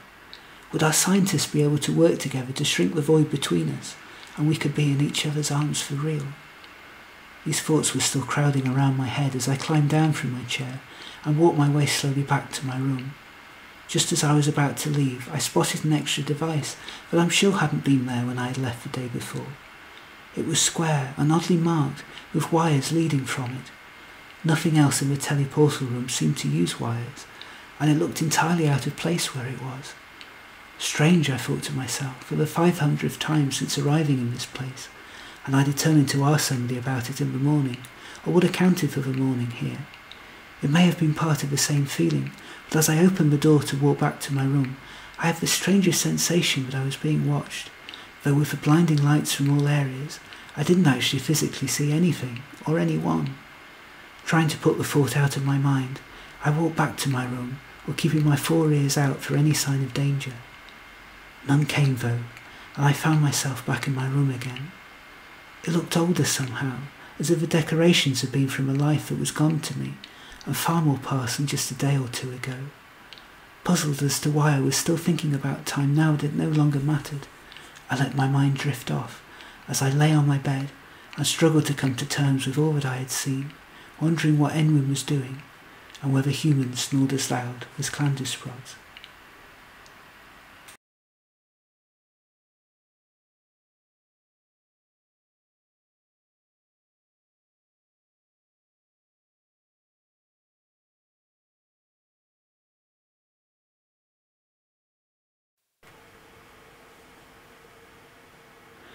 I awoke from a nightmare, startled, surprising myself by how instinctively the bad dream had made me reach out for Lizzie. The images were fading fast, but they were of a burning sky, one that was too intense and bright for the air to hold. To my horror, I discovered that Lizzie's planet was on a collision course for hours, and that all 3 of her suns were blocking out our lone star and causing both our planets to slide down a black hole that had suddenly risen up between us. Scared, I had moved instinctively to get away from it, which is when I had found that I had fallen out of bed and that I was now lying precariously on the floor, staring up at the curtains, through which light was trying its best to force its way through, as light always tries, no matter how dark and uncooperative the barrier. Worried that Lizzie might find me like this, and that it didn't put me in the best light, I tried to right myself, and as I did so tried to work out everything I wanted to ask Lizzie that might put my mind at rest about how our 2 planets worked. I was still thinking this thought when, right on cue, I felt Lizzie's mind snuggling next to mine and welcomed her in, a feeling that oddly felt more intimate than letting her into my bed. "What in the world are you doing down there?" "Thinking." "Well, it's as good a place as any for it, I suppose. Budge over." I had had enough of lying in my own bed struggling to think of answers. Much better to lie in Enwyn's and have 2 brains worrying instead of one. But I realised as I got nearer and the warm glow of recognition that greeted me that it would be a waste of our time to talk about such things. I wanted to talk about each other's lives, and instead found to my delight that Enwyn did too. After our usual warm familiar greetings, he suddenly blurted out, "Tell me everything you can about your world now, so that I know what to say on the speak shows. Have you noticed any main differences between the way our worlds work already?" I puzzled this over. Clandusprods tend to think in their heads more than their bodies than what I've seen of your world. For instance, it's so much easier to be talking to you now because I'm not thinking about where each of my 4 legs is meant to be going, or struggling for balance at one time, or how to stand. I'm currently perched in what I guess you would call a chair, though I don't really have them where I come from, and it's unusual not to be resting on my own body weight. I could kind of get used to it though. There are times, and I confide this in you purely because you are you, that I have got stuck in doorways because the Clandusprod who originally designed our doors was thinking about aesthetics rather than practicalities at the time. Why not alter the doorways to fit the size of the Clandusprods? I laughed. This is why I think humans are more advanced than Clandusprods, or at least much more practical. You have changed your environment to suit yourselves, instead of changing yourself to fit your world, with almost no artificial constructs on Ziggurat 3, except what we needed to keep us free from harm of the bright lights of our 3 suns. But you clearly have technology. You don't seem surprised by what you see in my world at all. Oh, we do. But ours tend to be more organic than yours seem to be, powered by our suns for the most part. Of course, given what you've told me about your 3 suns, Lizzie, you could probably fuel our entire planet for years in a day, or a day in a year. Ah, true. Your technology seems more metallic. Oh, that's a word I've not come across before, but it's one my brain clearly wanted me to say. In turn, I asked Enwyn for more about this strange planet of his, so like and yet so different to my own. What are the drives of humans, then? You've adapted, altered and remade so much of your planet that it doesn't look as if anything else needs doing to it anymore. What makes your people get out of bed in the morning? Not that I've understood any of them for a long time, having been trapped here for so many years, but the way I see it, there are 3. Careers, love and money, Probably in that order for most people, I would say, though it can change. Most humans have some element of being driven out of an instinct to provide for and protect the people that they love. This can lead them to do all sorts of things that they wouldn't otherwise do in order to be nearer to the person that they want to spend the rest of their life with, or to work more hours to do more for them, or to do a job that they think will impress them. Other people have an innate drive to do something they think best suits them and that they are born to do, to the point where it can negatively impact on their desires for the other two. Careers are different to jobs as such. They're more related to money, which is by far the weakest drive of the three, but does exist for people who are only interested in their creature comforts and belongings, or to impress other humans with how much of it they can earn. It seems to me that there is a real disconnect between the three on Earth. I heard the voices say something to me about hobbies being an earthly thing we don't really have in our society. Ah yes, a hobby is more something you enjoy. Hobbies drive people too, to a lesser extent, though really for some people money is their hobby, and if you pursue the right career then you don't really need a hobby because your time is already spent doing something that you love. For most people who pursue love or money or both, though, it's the only thing that they want to get up for in the mornings, because it's more of a substitute for and an escape from all three, even though they really result in money, and even less so in careers or love. Why not make these hobbies what people do for a living then? That's more how my society is run. People who want the luxury items do the jobs that no one else wants to do, and get handsomely paid for them. Mostly though they do what they are best at doing and want to do. Even if not many people want it, then at least they are fulfilled in one sense, and providing a service. That way they are also most likely to meet with those with similar interests, and find that they can juggle love as well. We have the same drives as you then, but in what seems like a more rational, streamlined version. That, my dear Lizzie, is why I think Clandusprods are more advanced than humans, even if they still haven't thought how to make doorways they don't get stuck in. And that is why I love humour, as named after humans, more than Clandusprod jokes. We both laughed, and I swear I have never felt so close to anyone, of any species, in the whole of my life, now death. Don't know how it happened to be. I was just graduating gradually. The same old walls I had to see, but there was a release formulating finally, and the feelings I had grow there no more, just the way that I really feel.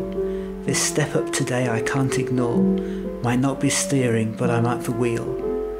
And then is it true? I wonder if I'm right, but when I'm with you, I get to see the light of heaven.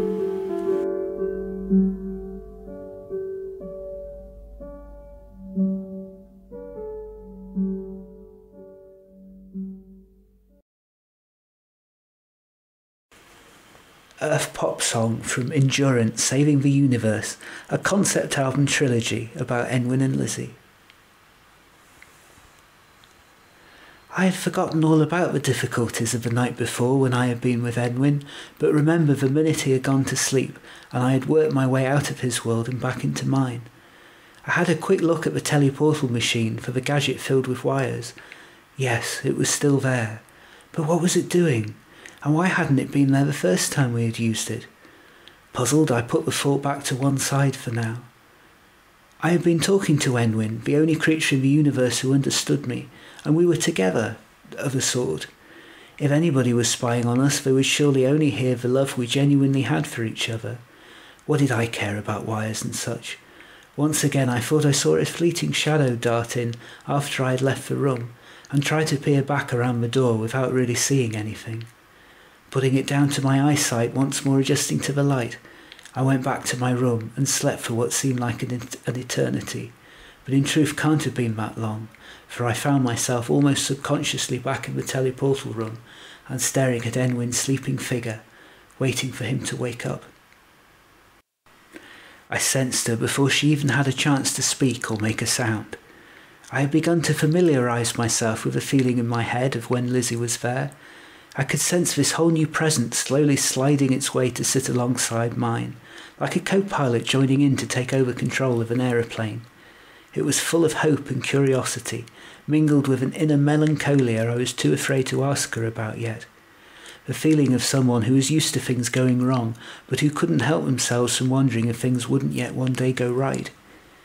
I felt her enthusiasm and warmth bubble over the part of my consciousness that was just waking up. "Hello," I begin. "You knew I was there this time? I didn't wake you?" "I was due to wake up now," I say as my alarm clock starts making a terrible noise, which sends my new companion scuttling backwards through my brain in alarm until I send her the subconscious signal that this is only a human, technological construct and not to be worried. I don't know why I put it on so early, really, but I guess if it didn't, I would just sleep on forever. My body is so exhausted. It's good to nap before properly waking anyway, I find, rather than suddenly getting up and jolting everything. "You're still in pain? I wasn't just yesterday?" "Oh, I fear I'm going to be in pain for the rest of my life. I have what the doctors call a long-term chronic illness that's only going to get worse. Nobody quite knows what it is.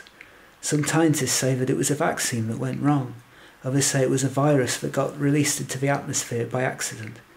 Others say it was deliberately. Some say my body was born feeble and weak. Others that a rogue virus made it so. Some blame faulty genes. I don't know who to blame, so I take it in turns to curse them all for my predicament whenever I wake up in agony, and then try to forget about it again, because if I remembered it all day I wouldn't be any good to anyone, including me. Not that I ever quite do, but that's always been my plan." "Can you take anything for it? On my planet we have things called medicines that help you feel better." "Ours too, but very expensive. You have to take so many I positively rattle when I walk. No, don't be alarmed, Lizzie. That was only a joke." "You mean they aren't freely available?" "Well, they're certainly not free, and there used to be more available. I really chose the wrong era and the wrong country to get sick in."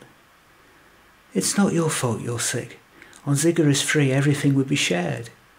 In an ideal world, things would be here too, but this is far from ideal. Was your planet ideal?" "Heavens, no. I laugh at that. Far from ideal." "These are my favourite times of the day," I add, as I press the snooze button on my alarm and snuggle back down in bed again. "I can really feel you lying next to me." "And you me," I reply contentedly, as I lie perpendicular on my stool while trying not to fall off it.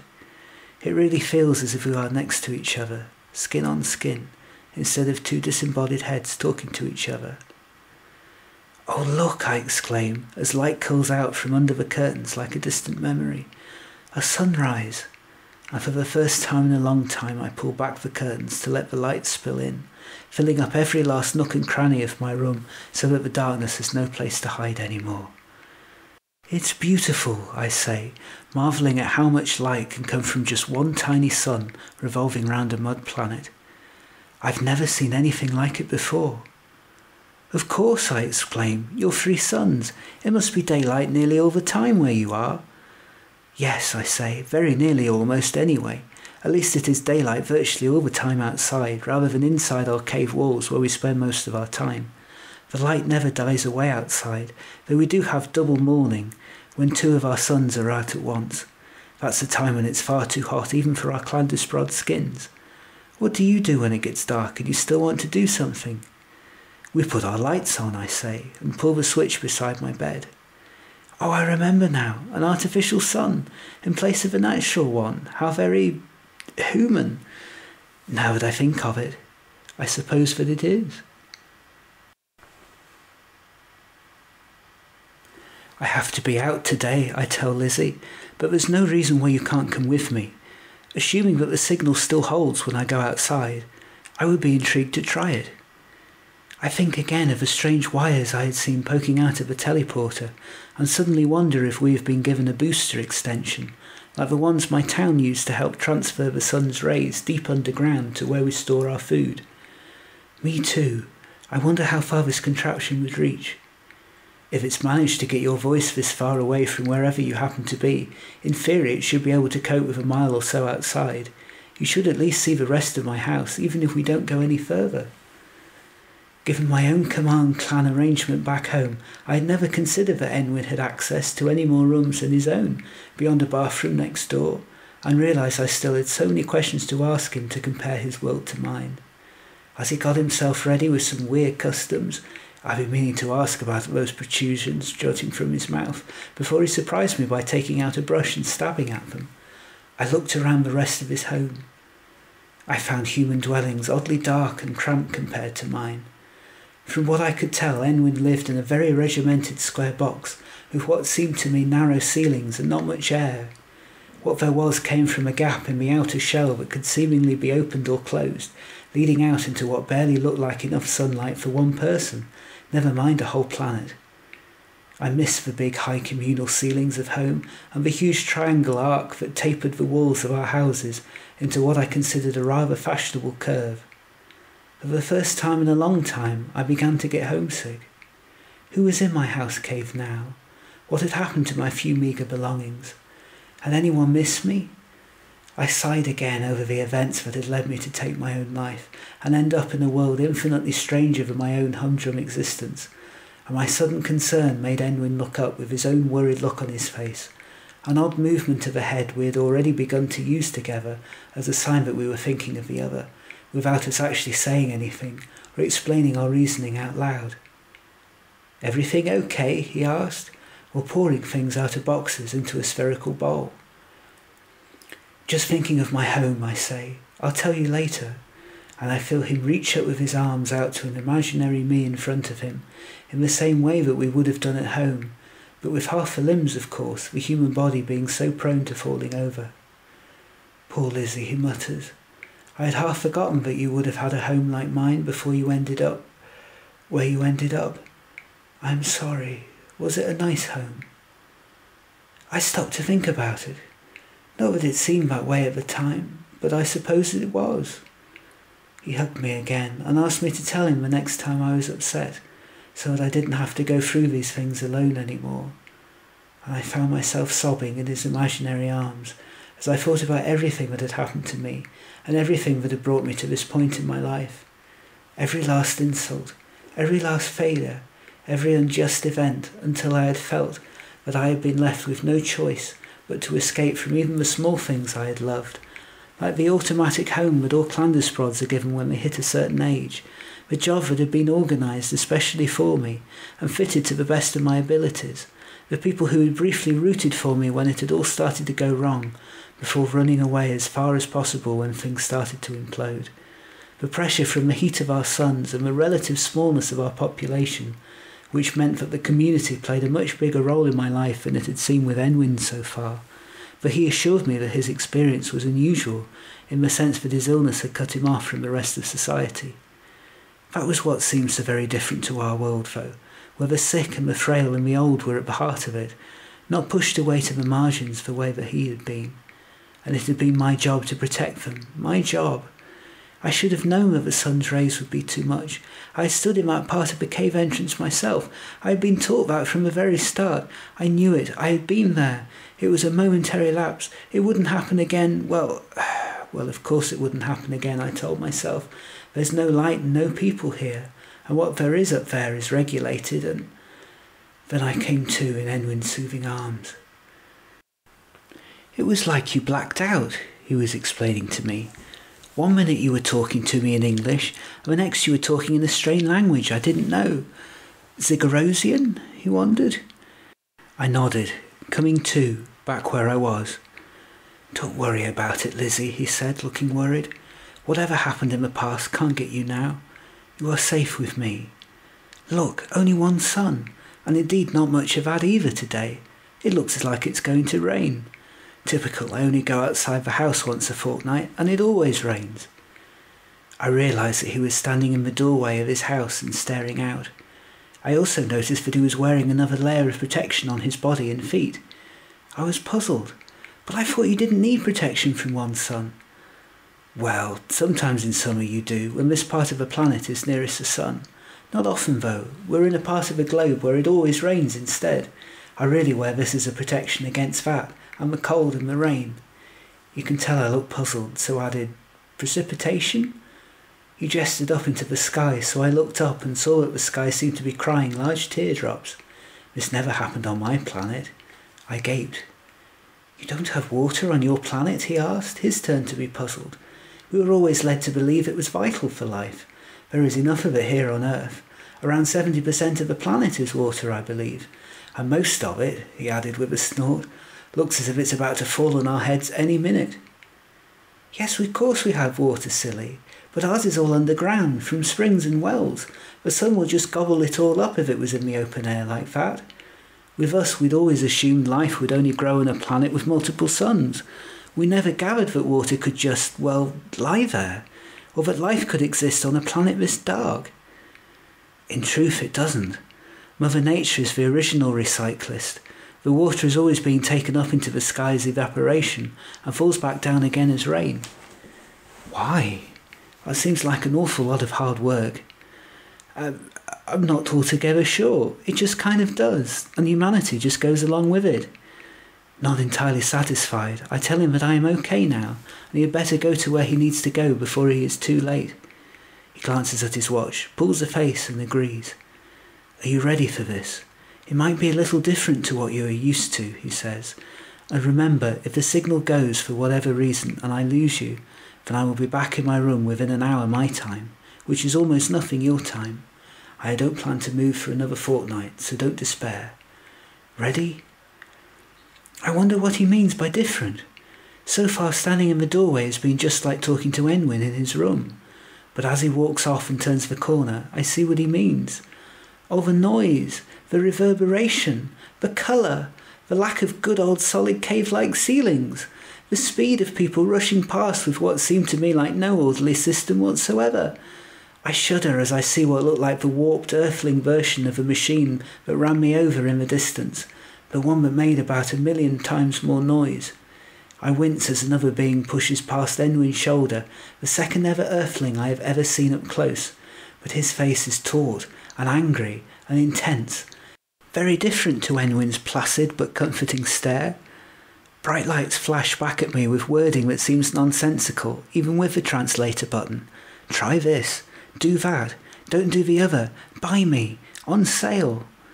We pass a whole crowd of people spilling out of a more old-fashioned building, making a lot of noise, cheering, jeering and chanting, the humans wearing extra protection layers around their necks. My natural Clandusprod reaction is that they are worried about the sun's rays, but I soon realise that they are tribal emblems, split into two different colours, and that one side is pointing and laughing at the other. They have just been watching a football match, explains Enwin, after registering my confusion. It's a sport. Do you have sports on Ziggurat 3? Yes, we do, just indoors, and quieter, and without the funny costumes. I'm amazed you do, actually. The human body form always looks so fragile. Fragile? You should see some of our other sports. In one of them, the guy with the ball gets thrown to the ground and sat on until he can't get up again. I never really understood it myself. How are you holding up? It's awful. All that noise and colour and speed. But how do you even see out here in the world with only one sun? Everything is so dark. Don't worry, we will be inside again soon, and you will get a reprieve, at least until we have to come out again. What is that big ominous-looking building in the distance blotting out the sun? The munitions factory. This town was created to house the extra employees who worked there before they shut it down and left most of the town unemployed. In fact, almost all of the town is unemployed. Last I heard there were 1,000,000 of us chasing the same 4 jobs. Munitions? But you're not at war. No, but we were, several times over. No doubt we will be again when there's some profit in it. Ridiculous, isn't it? Relying on the death of others over there to help you live over here. But I thought we were your first interstellar contact. So you are. This was in wars with each other humans. On your own planet? Against different clans? Don't you all need each other? Isn't that... I wanted to say stupid, but diplomatically changed it at the last minute to dangerous. I mean, you could really easily wipe each other out. Yup.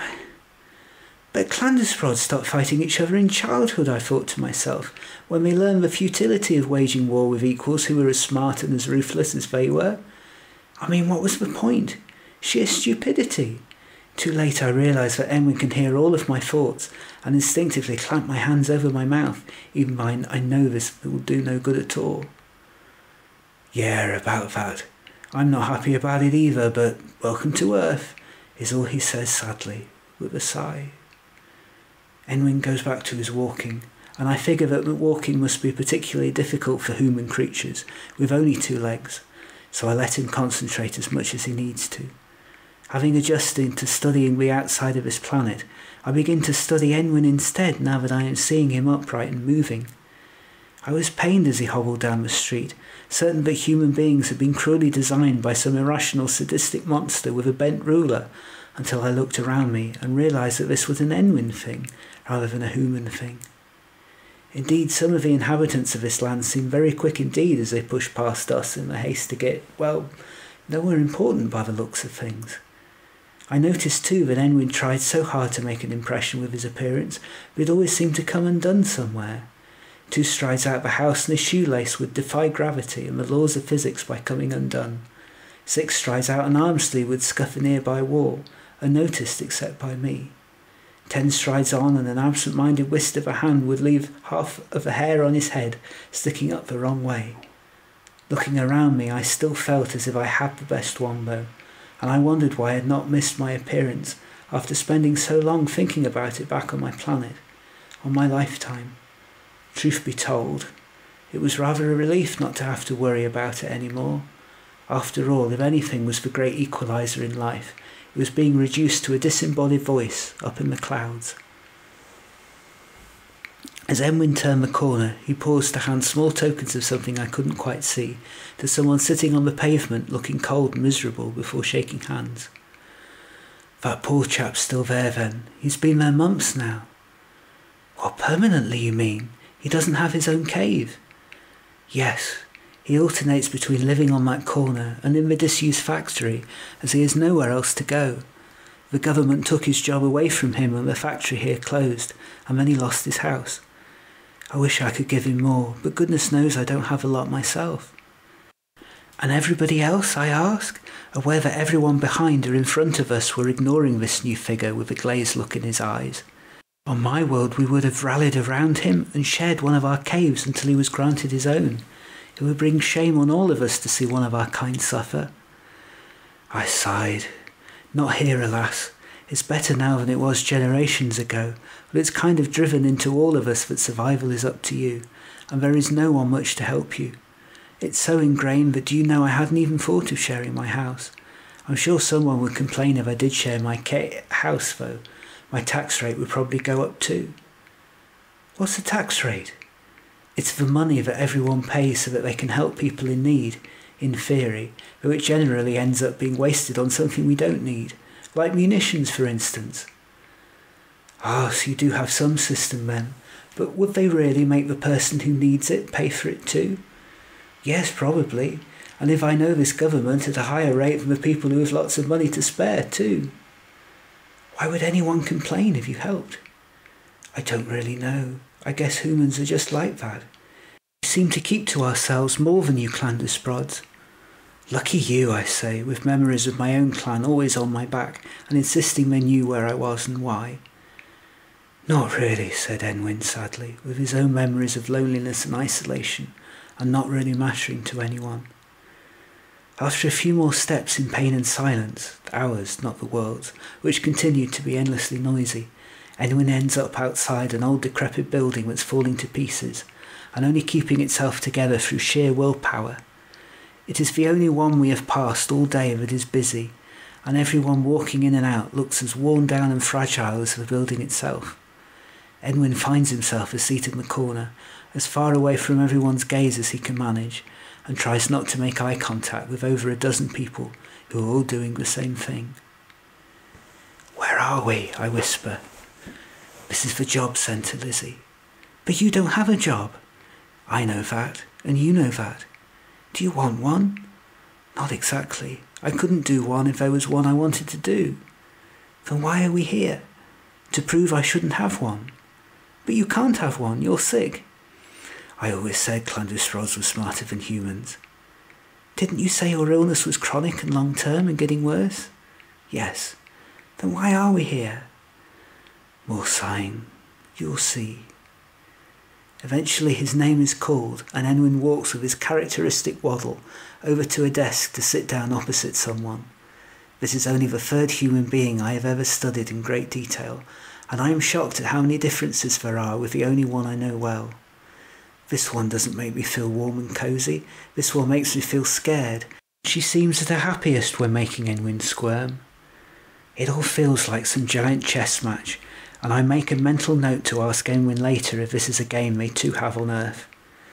They discuss whether the fact that he can painfully walk round the corner for 5 minutes, which has visibly worn him out, means he can hold down a job for 8 hours involving an hour's travel. They discuss whether his insomnia makes him a perfect candidate for the night shift or not.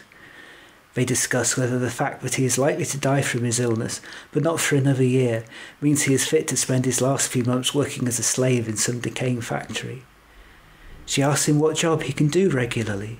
He says he's capable of one only if it means he can work from bed, in his pyjamas, for 10 minutes at a time, that won't involve the travelling that makes him worse, and if his employer can make allowances for the 6 days a week off he'll need to recover from it. She casually blanks the note he produces from the people trying to keep him well, and when she declares that she knows enough about his illness already because she googled it, whatever that is, and read half a paragraph, I can tell that Enwin is really struggling hard to keep his temper, and I know already that Enwin never loses his temper over anything. She cites some rule about why she's entitled to make him look for work he can't do. He cites back some subsections she doesn't even seem to know about why that doesn't apply to his circumstances. Eventually their chess match ends in a draw that seems to surprise neither of them, that there's nothing available for now, but he ought to come back again in a fortnight, just in case there is, or if there is any change for the better in his incurable and changeable condition.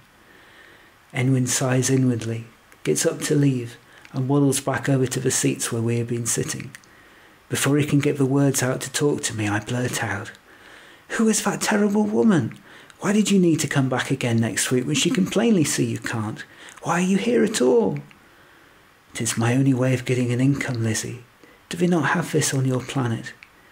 "No, we have set jobs that we do that we are meant to be naturally gifted at, and the Clandusprods that can't do any don't do any, and get things given to them by the rest of their cave clan. It would be considered inhumane, which by the very definition of the word makes me wonder why one human being would do that to another. Is she being told to say all those things to you, or is she just particularly cruel?" "It's the government that is making her say it. Last election the unemployment figures were rather high, so the Prime Minister encouraged people who couldn't find work to show they were sick. Now the opposition say people on disability benefits are too high in number, and they're encouraging people back into work that way, though there is no work, because some idiots in charge of our money lost it all. Things have been getting worse lately too. You know how you have commented on our species' love of technological progress? Well, it comes at a price. Our planet is dying, robbed of the minerals needed to keep our equipment flowing, and it is in its last gasps. There are fuel shortages all the time now. The electricity in our street is off almost as often as it is on. It has been a good week since meeting you, actually. You must be my lucky mascot. But the big businesses don't want to take the blame for it, so they stick that on the unemployed and sick as well. Too many people using up too much electricity, and not enough people manufacturing or paying for it, they say, as if our electricity wouldn't be used at work too." "But that's insane. Is it like this everywhere or just here?" "Just about everywhere, I think, at least at the moment. In climate change terms, it's everywhere, and the worst thing is that it hits the poorest people in the poorest countries the worst, because they have less means to solve the problems caused by it, even though they're the ones who cause the least amount of it. Even here there are people worse off than me too. They introduced an extra tax last year, so people with spare rooms had less benefits to spend, as they were an extra room to light and heat up, even though most of them would have had no alternative." "Why do people put up with this? Other people, I mean." "Did you see the look I got when I turned in to walk through that door? Everybody out there is working long hours to earn enough money to live off, and think the rest of us have it easy by only having to turn up to places like that one to get shouted at once a month." "But why? Is your planet so poor?" "It wasn't. But the people in charge of our money made a lot of bad mistakes and crashed our economy. So did other countries around the world." "But the economy is a human invention, surely. So why not just tear it up and start again?" I guess because some people lost more money than others and don't think it would be fair. Or something. Okay then, I said, trying another tack. Then why aren't the people who cause so much pain in the first place walking into these places and getting stared at instead of you? I take it you're not one of them. Good question. I haven't figured that one out myself yet. And no, I'm not, thank goodness. Humans are insane. Didn't take you long to work that out, Lizzie. Let's go home. Playtime over, the world intervenes. Though as always, nothing is quite what it seems. To exist from now on, only as dreams. Real life always getting in the way of what we're meant to do. The keeper's no longer in charge of the zoo. The world turning an icy shade of roulette and blue. Away from this cosy bubble, so much pain. And I think it is going to rain, so that the light will never be quite the same again. But a race who can't see the wood for the trees, and who can't even speak Clandusprods, have no right to make lovers enemies. Glad to hard it rap song. But we don't get home. At least, not yet, as the very shop next to the job centre happened to be an electronics shop, and every television in every window is showing a picture of Ziggurat 3. Lizzie breathes in and whispers one word to me with such yearning I want to leave my planet behind and leave with her there and then. The word home. This planet looked very different to mine. It was still a roughly spherical ball with just a slight dip in the top and bottom, as if some careless god had leant on it slightly as he or she was taking it out of the oven. But it was significantly smaller than ours, closer to the size of Mercury. The planet was visibly dominated by land masses instead of water. There were less mountains and valleys, and the contours were generally flat all over. The land had a purplish hue in the same way ours used to be green, and is increasingly becoming brown. There were no obvious signs of life, but what Lizzie had told me had trained my eyes to look closely at the planet's surface, where I thought I could just make out the twinkling of lights from the densest region of caves. The biggest shock, though, were that 3 suns revolving in constant rhythm around the planet's surface, so that instead of half of the planet being in revolving darkness, the sun was continuously shining all over.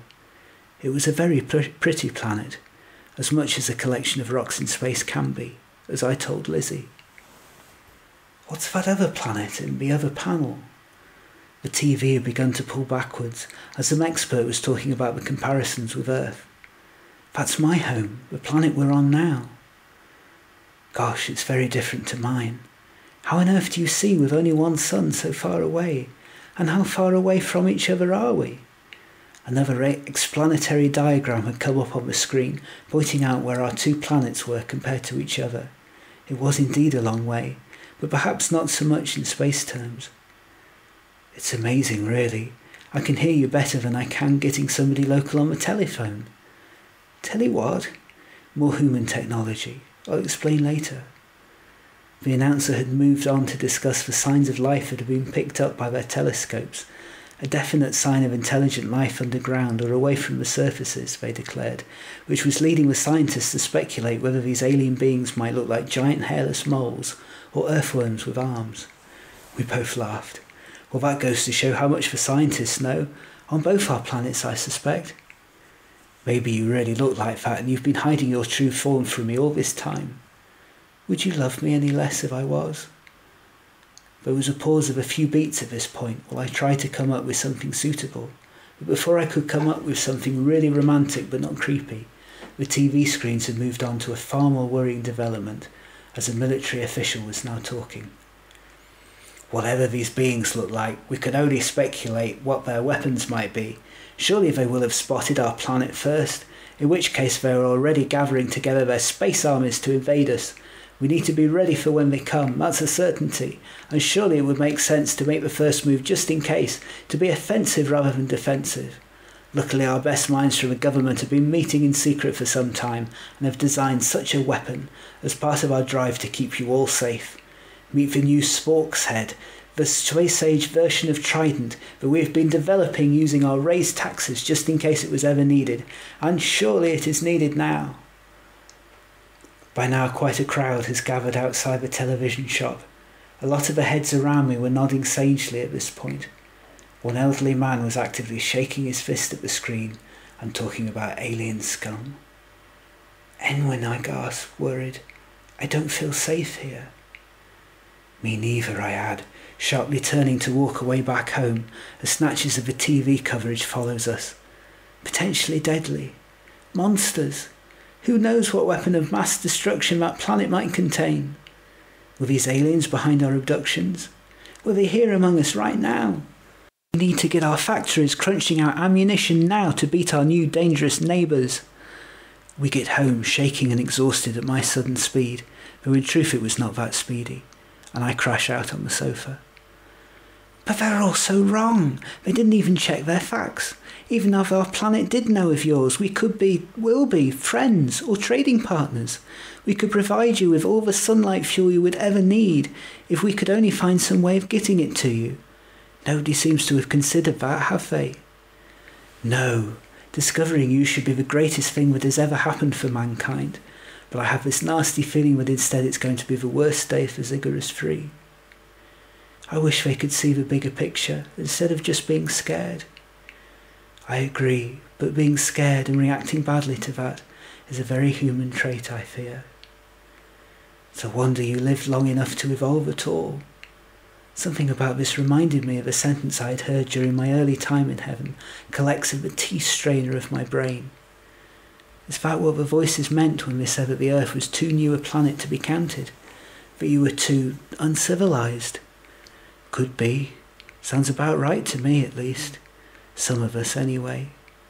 Is it just you that is, then? Civilized, I mean. I laughed at the compliment. Hardly. I think it's just like you saw today at the job centre. The wrong people get into power, and instead of using it to help each other, they use it to keep themselves ever more firmly in charge. And woe betide anyone who doesn't fit their plan of making the most money for them. It's not so much that they're not civilized, more that they don't care. That's so criminally short-sighted. On my world we look after everybody, to the point of interfering sometimes, it has to be said. It is. The communities you have sound so much better. See, I've learnt so much from you already. Think how brilliant it could be with two whole planets swapping their knowledge of the universe together. Your race is so far ahead on ours in the technological stakes. And the way you've moulded and shaped your planet to your needs, I can see that already, but perhaps a little backward in other ways. Yes, we could be taking one small step forward together. Instead, I fear it's just going to be one giant leap backwards for both of us instead. Is that our future then? To be enemies rather than friends? Never us. We know differently, and we surely can't be the only ones to think that way. What are we going to do about it then? I don't know what we can do. Two small individuals like us. Let's hope it all blows over. As good as they are at killing stuff, humans are pretty good at forgetting stuff too.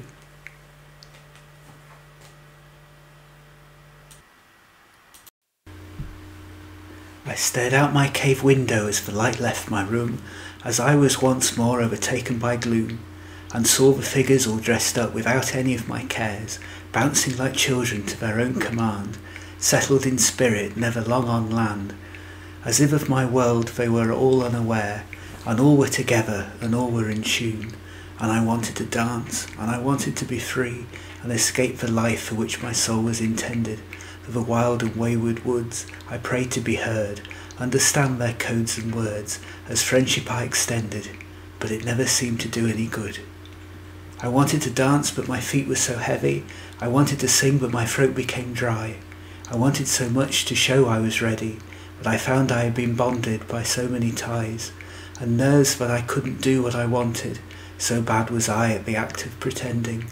I should have tried again, but I was too daunted, so went back to the books I was supposed to be lending. And I heard all the stories while wanting to join. I knew all the words so much better than they. My colourful skies grew shorter with each retelling, until my heavens were clouded with grey. For this was the life for which I had always been groomed, it was not the life for which I was born. So I sadly returned to my room, and filled that part of my heart with shadows and scorn. Gypsy dance, by Lizzie. We both tried to forget what we had just seen too, going back to what I was already thinking of as our normal routine, even though it was only a few days old. After making my way back to bed with a hot water bottle, we sat and talked, learning about not just our differences but our similarities and how our worlds had got it wrong, at least for us. What was going to happen, what we didn't want to happen, what we wanted to happen but knew was most unlikely ever to happen given our prior knowledge of the way our species both worked. Lizzie talked about everything she had been through on her planet and how much they resonated with my own experiences and were almost a mirror for them. Lizzie had admitted to me that she had struggled with the concept of who she was and that she had felt as if she had no voice, even though she still had a presence. I had a voice all right, but I was absent, out of sight and out of mind to my kind, with no one listening to it if I had wanted to use it.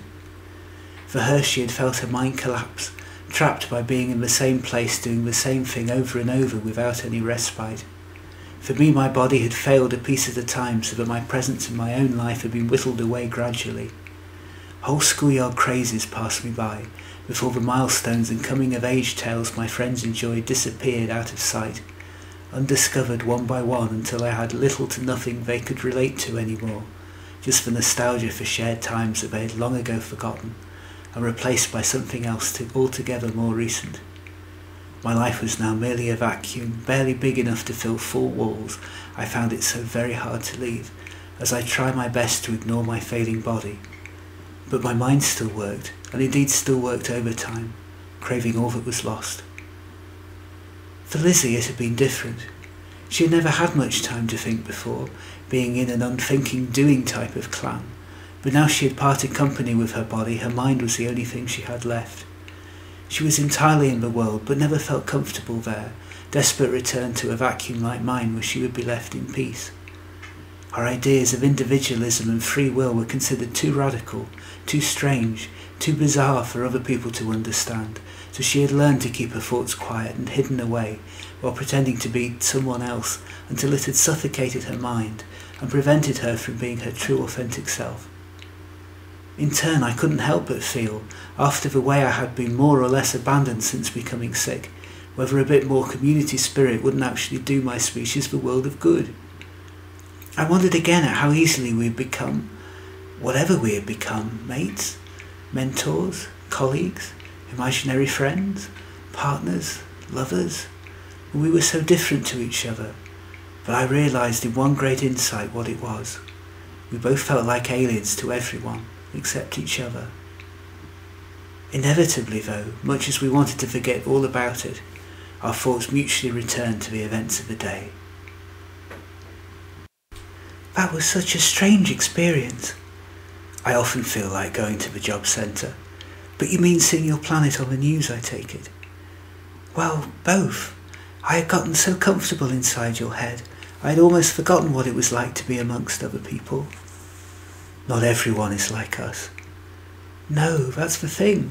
For all our superficial differences in the way we look and how we were brought up, I still feel more comfortable with you than I ever would going back to my clan.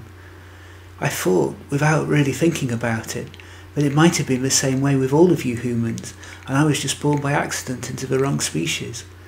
But the way you were treated there, the way everyone reacted to the events on the TV screen, the way everyone was pushing past you or ignoring that other poor human, I see that I was wrong. I don't think you were wrong necessarily. It's just that there are a lot of people on the earth, maybe less so on Ziggurat 3, but nevertheless more than just a few. Everyone ends up with their own version of the world, I think. It's just yours and mine that tends to look alike. That's amazing, really. Different cultures, climates, upbringings, languages, hemispheres, politics, and still I feel closer to you than anyone from my world. Tell me, Lizzie, did you always feel like an outsider on Ziggurat 3? There's a snort at this which is unprintable on the page but starts out like a firework and ends like a tractor being driven by an elephant into quicksand. Backwards. Not half. And my society didn't allow for outsiders. It looks from what I heard going on around you in the job centre that at least humans have some form of choice in what they do. For us it wasn't like that. Your job got chosen for you depending on which clan you were in based on your attributes. The translation circuit is having a hard time trying to cope with this bit, but I keep getting the word astrology in my head. 14 different types of people, all suited for different skills, who live and work together. So whatever skill set you showed in school would be transferred automatically to all the different careers we had on our planet. Basically food and resources, knowledge, organisation, or entertainment. You got divided into one of them quite early on, and then later into subsets beyond that. But there was no chance to grow, to try different skills, or see what you could do in different clans. You were stuck with who they thought you were early on, and I didn't know who I was early on. I got lumbered with the educator clan, which I was capable of, but it was really boring, and I didn't want to carry on teaching others more of the same warp system I was born into. I maintain that facade, that it was all normal. I wanted to be in the story clan, to entertain and educate in my own way, because to me it was more important than any of the others.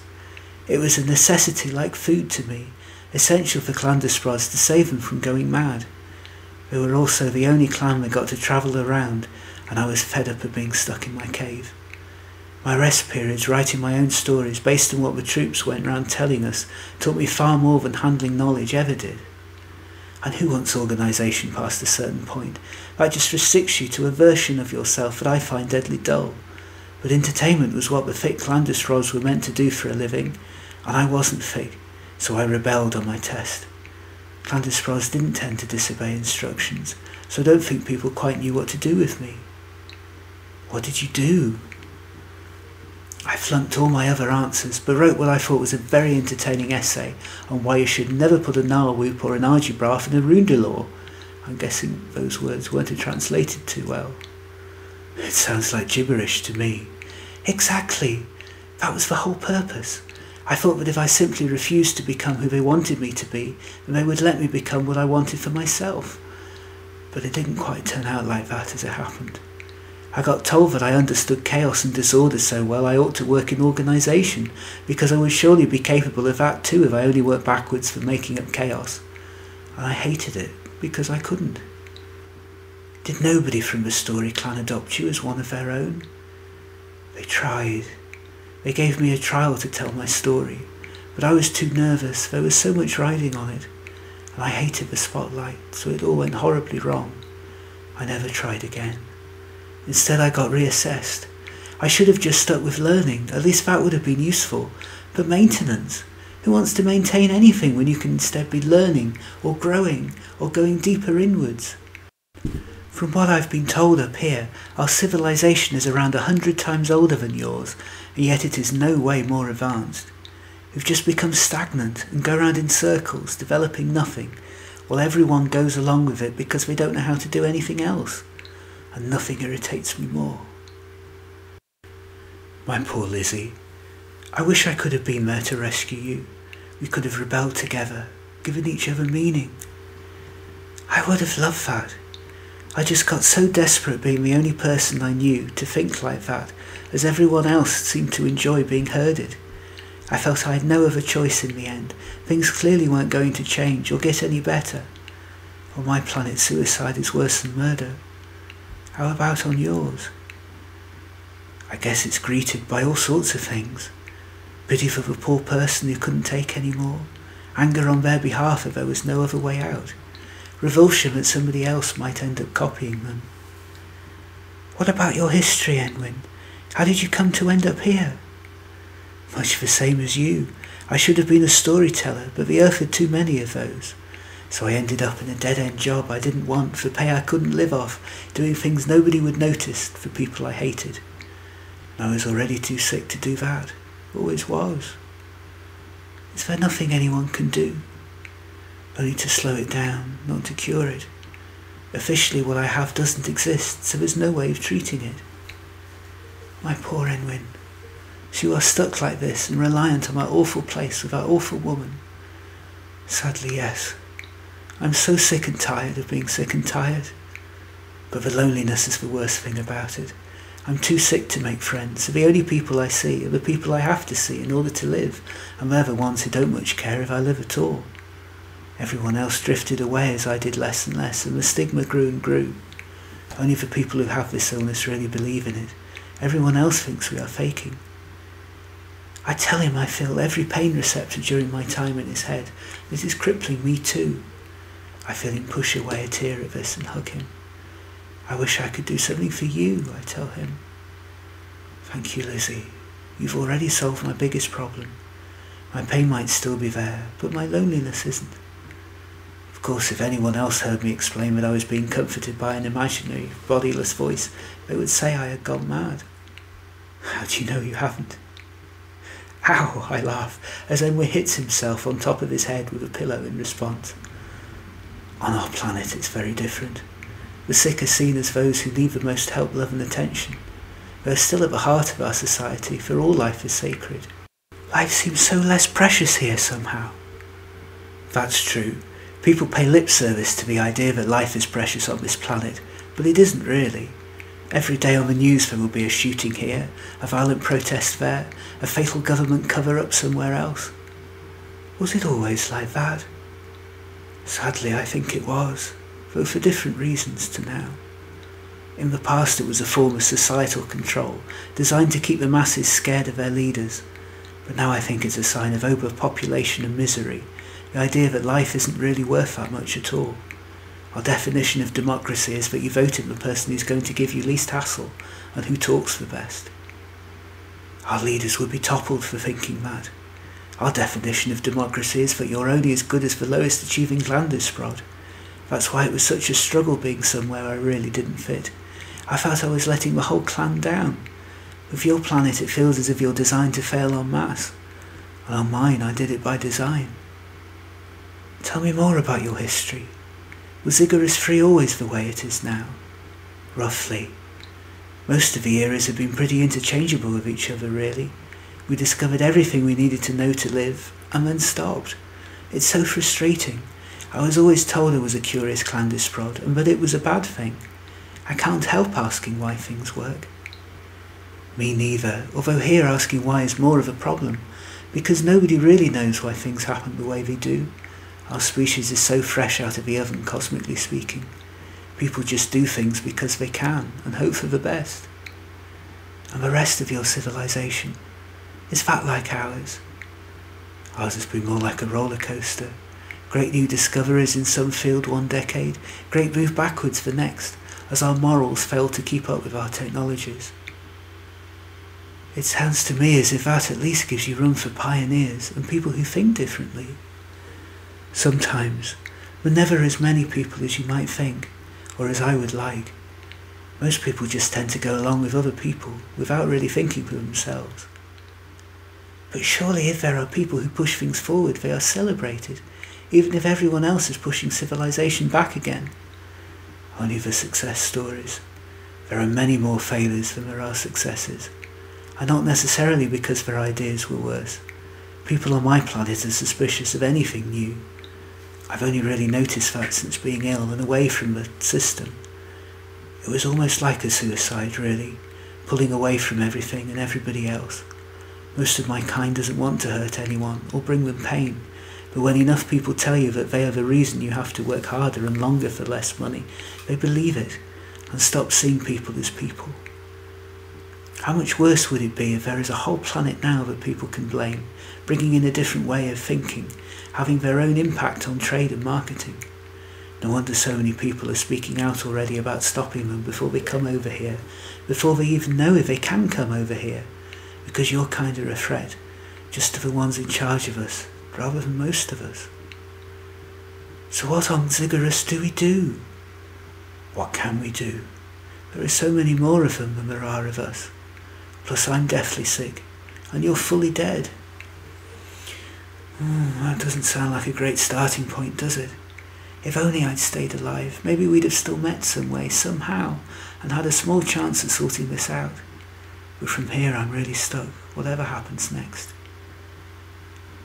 I've never properly asked you, but I feel I know you better now. That must have been such a tough decision to do what you did. It was. I just didn't feel as if I had a choice anymore. Things just got too difficult, and I just couldn't cope. What happened, my love? There was a very long sigh. Too much. Another long sigh.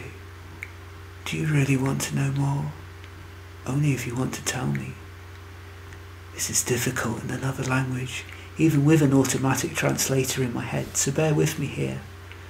It also sounds oddly petty now I come to look back on it. Go on, you know I won't judge you. It's more judging myself. As you know, I was in totally the wrong clan, and everyone knew it. I longed to be in the Storyteller clan, the entertainment troupe that came round to cheer all the Clandusprods up every day. All that sparkle and glitter and light. Sometimes too much light is as bad for the soul as too much darkness. I spent my spare time telling stories to the other Clandusprods to get them to sleep, and dreamt about these stories at night. And then the next day I was stuck back in place again, doing a mind-numbingly boring filing job. Several of my Clandu clan had been promoted before me, even though they were younger, as I couldn't seem to get anything right, or care enough about getting things right. Our 3 sons are fine on their own, but the time when 2 of them are out and crossing with the sky, they are too hot.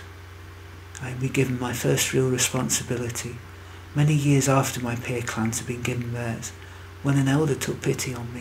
The sun's heat meant that we could only walk between clan caves once a day. That's the only time it was safe, and why I always felt our clans felt so distant and separated from each other. The elderly and sick were always the shared priorities between caves, and every so often were transferred for fresh air. I was in charge of them. I thought we had plenty of time, but we ran late. I think because I was too engrossed in the stories of the storytelling clan before we packed up to leave. I thought we were going to be okay. I had never been out in the full force of the sun rays before, because I had never had to. I thought we were going to make it, but we didn't. There was a second sun in the sky that rose, and we were a few minutes from the next cave. We got badly burned, and this person I was with nearly died. All because of me. I stayed in the next cave because it wasn't safe to go out again. Somebody from my clan risked their life to see if we were all right and told me what trouble I was in.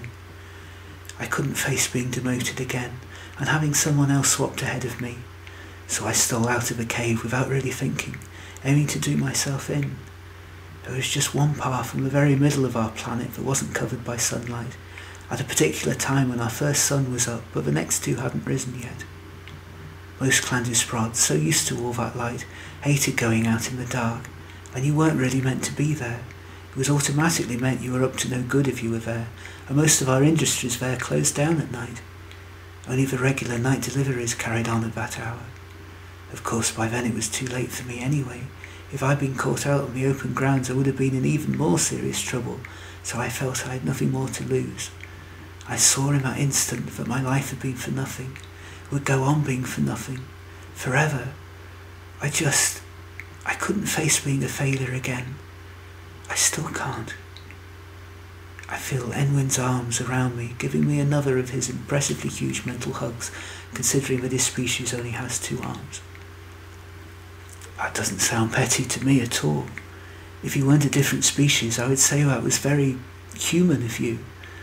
I'm sorry the sun was so strong. Did the Clandusprod recover?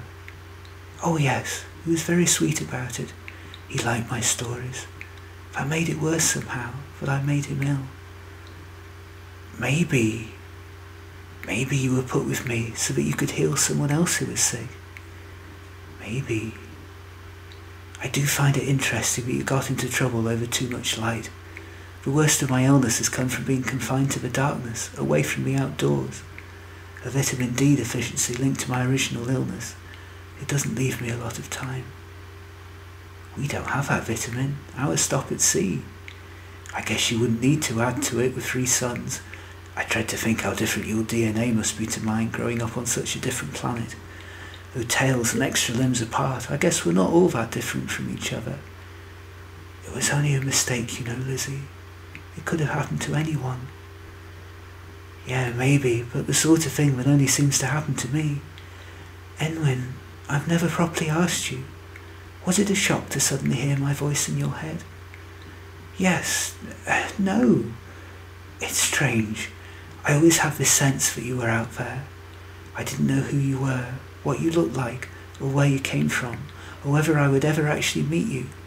But I totally felt your presence, and I knew it was you, at last, the moment I heard you. Did it come as a shock that I was an alien? After all, you had even less time to prepare for that than I did. Oddly, no. I mean, it makes perfect sense that the universe would only ever make one other person like me, and that they would be flipping 3 quadrillion light years away. Talk about a long-distance relationship. And it wasn't like I felt a great close connection to my own planet. It's so frustrating. All my senses are urging me to hug you so close right now. I've never felt closer to anyone, and it's as if I still can't have you. I know. I'm glad that there are still hugs on other planets, though. And I bet one from a race with 4 arms is pretty special. Oh, it is, believe me.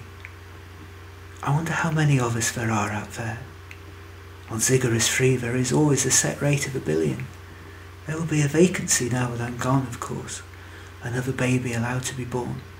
That was one of the pressures that led me to, the thought that I was taking up space where somebody more deserving should have gone. A whole new rebirth ceremony where we mourn the old and celebrate the new that comes to take its place. That sounds quite intense. Oh, it is, as it doesn't happen often. Our elders really are old. The humans I saw today all look really young to me, as if you're all still growing, even that mad old woman at the job centre. A new birth is a big deal for each of the 14 houses you can be born into.